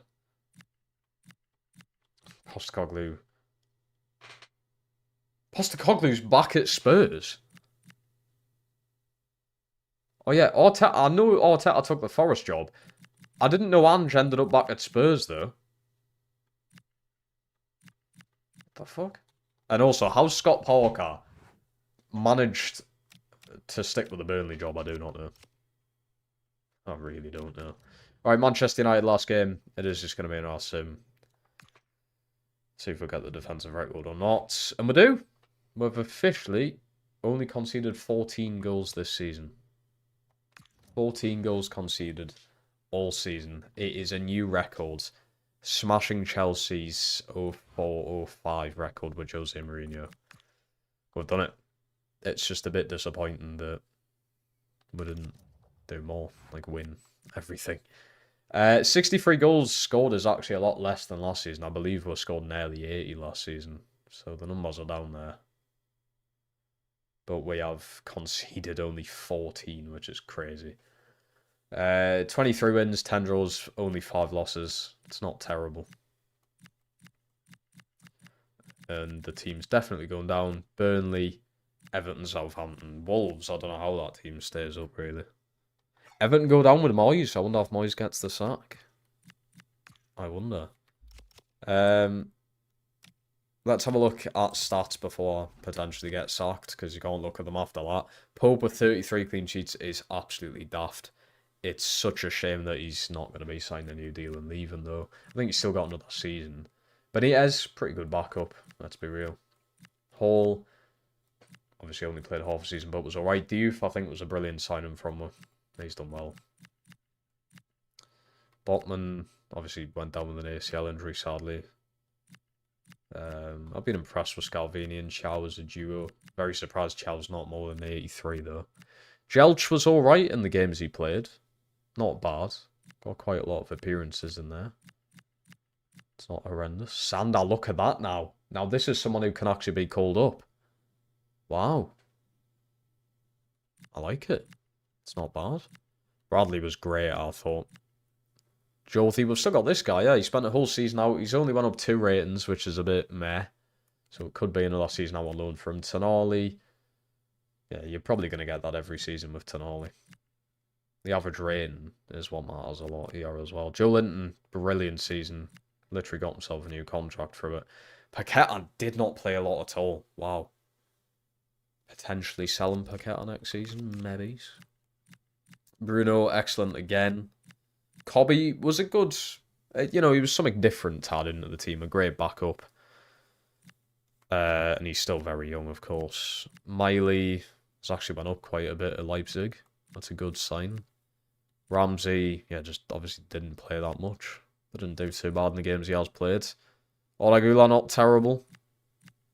Cordero, also not bad. Spawn's obviously ACL injury. Gordon, for me personally, that's my player of the season right there. Just exceptional. And then a 7.26 average rating in the Prem and an 8 average rating in the Champions League. You can't get too much better than that. Dembele was a bit of a surprise package, to be fair. Alanga, wow. I said his stats look worse than last season. They in fact don't. 16 goals. He only got 3 last season. And I believe he got 13 assists last season. He's got 10 this season. Brilliant from Alanga again. Vincent Voltamora. You know what? It's yet again nearly identical to last season. Voltamora had 26 and 13. He's got 23 and 12. Which I like, because he's consistent as fuck. It's consistency with these two. Very consistent.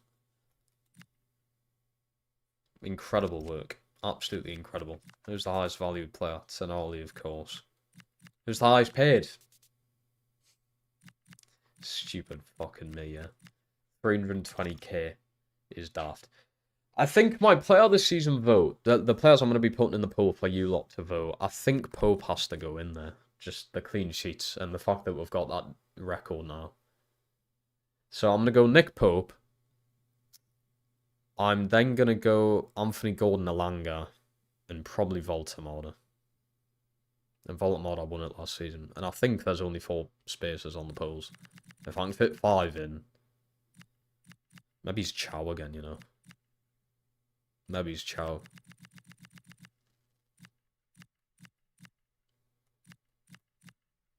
Or Bruno. I think Bruno could fit himself in there. Right. Only a few more things to do. Golden Boot winner, Patrick Schick. He's been top every week. Though I think they'll share it there, though, him and Holland. Isaac actually looking alright now. He had a rough first season. Our highs this our 14. Baltimore our 13 there in the league. Assists. Baltimore our 8. Alanga was 6. His other assists must have been Champions League, mainly. Clean sheets, yeah. I mean, fucking basically the entire starting 11. Because Tino, technically, with us as well. What rating are you now? Still 89. I like it. Average rating, see, this is very stupid. So the best average rating really is like Haaland, because he played the most games. Him and Victor Gyökeres, then Isaac, Schick. Good technical class, Muniz, Saka, Alanga for us. Oh, I mean, Gordon. Gordon's up there, I suppose. Then we'll have a look at standings and then see if we get the sack. Because it could happen. West Ham win? Yeah. Oh my god.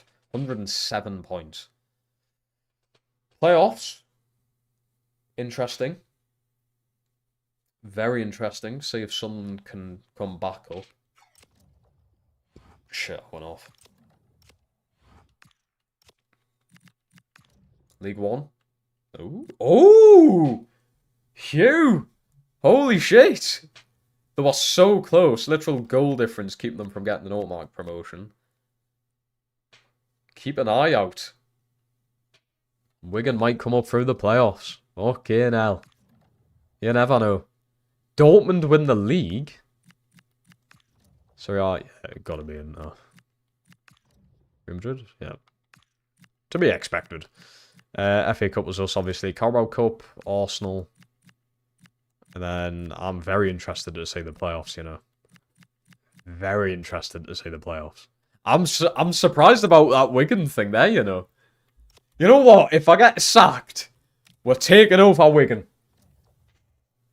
Oh my god, my heart. I thought that was it. I thought we were getting sacked there. This will be going to Holland, is it? Yeah, Holland. It's nice how you get this animation every year. Usually, in other FIFAs, this only happened when your player won it, but it happens regardless of who wins it now. It's nice to see. I thought that was us getting sacked, though, there. Fucking hell. What are these? 172 million job security. Yeah, there's nothing I can do now. The season's done. 172. We'll allocate, because we've already spent a lot this season. We're only going to allocate 50 into a current budget. That's what I'm doing. I've got 200 million, so I can plus 50. So for next season, 250 million to spend. That should be more than enough, to be honest. And that's without selling players. Bonds sold 22 right there. So I can now plus 22 into that as well. 272 million for next season. Murphy should be off. And, nasty money it is. Shitloads. I'll probably still get sacked. Yeah, we'll go then. The trophy parade, which I would not skip this if they'd actually changed the animation, the cutscene, but it's literally the exact same, so I'm just skipping that. It's the same, which is very disappointing. Murphy approached. Yeah, nothing I can do. Literally nothing I can do. And it's a free transfer as well.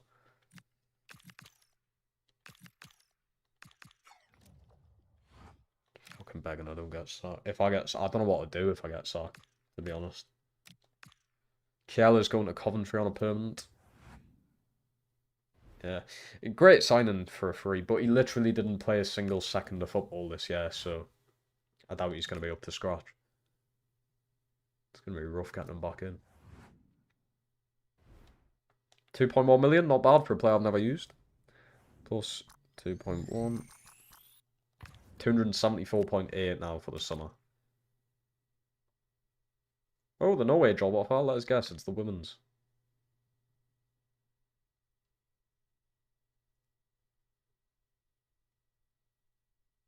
Oh my god, I thought that was it there. The fucking news. I'm literally shitting myself. Obviously not quite literally. Right. Third in the Premier League, where we finished last season.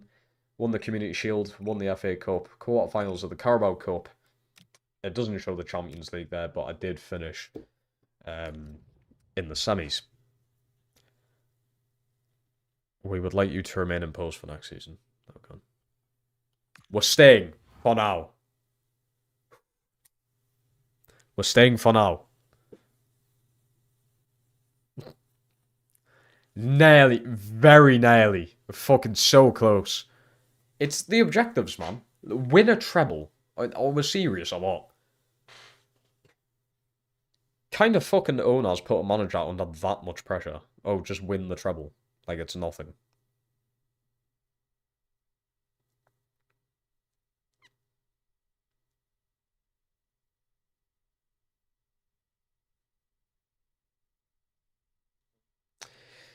Yeah, that's the thing. We've got to sort of build ourselves up here. The start of this season, because we could still get sacked in a few days of simulating. So we've really got to knuckle down here. The issue that I have here is I don't play a game for a while. So they might still sack us before I even have a chance to change anything playing a game. Which is really frustrating. Obviously Arsenal in the Community Shield. Wow, what a tough start as well. Spurs, Liverpool, Forest. We've had Ipswich come up. Who else? Ipswich, Coventry, and then it'll be West Ham, won't it? Yeah. Sunderland don't come... Wait, no. West Ham, Sheffield, Coventry. Ipswich were already in. Ipswich have stayed on back-to-back seasons somehow. Yeah, West Ham are back. Obviously expected. Sheffield are back, sadly. And then it's nice to see Coventry. Frank Lampard doing bits. If it is Frank Lampard. Please say it is. No, it isn't. It's someone called Andrew Forrest. Bournemouth sack their manager. What the fuck? Gotta be none original ones left. Amarin's gone. But that sounds like a woman.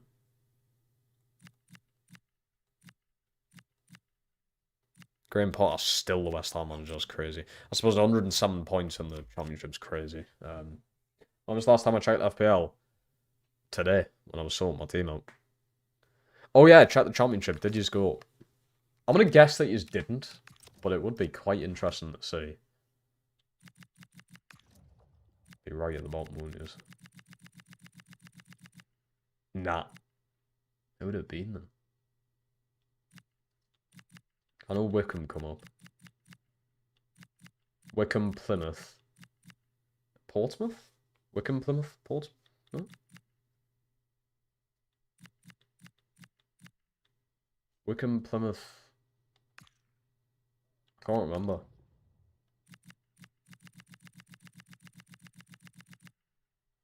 I can't remember who it was. But yeah, Wigan haven't come up. It was Wickham and Plymouth.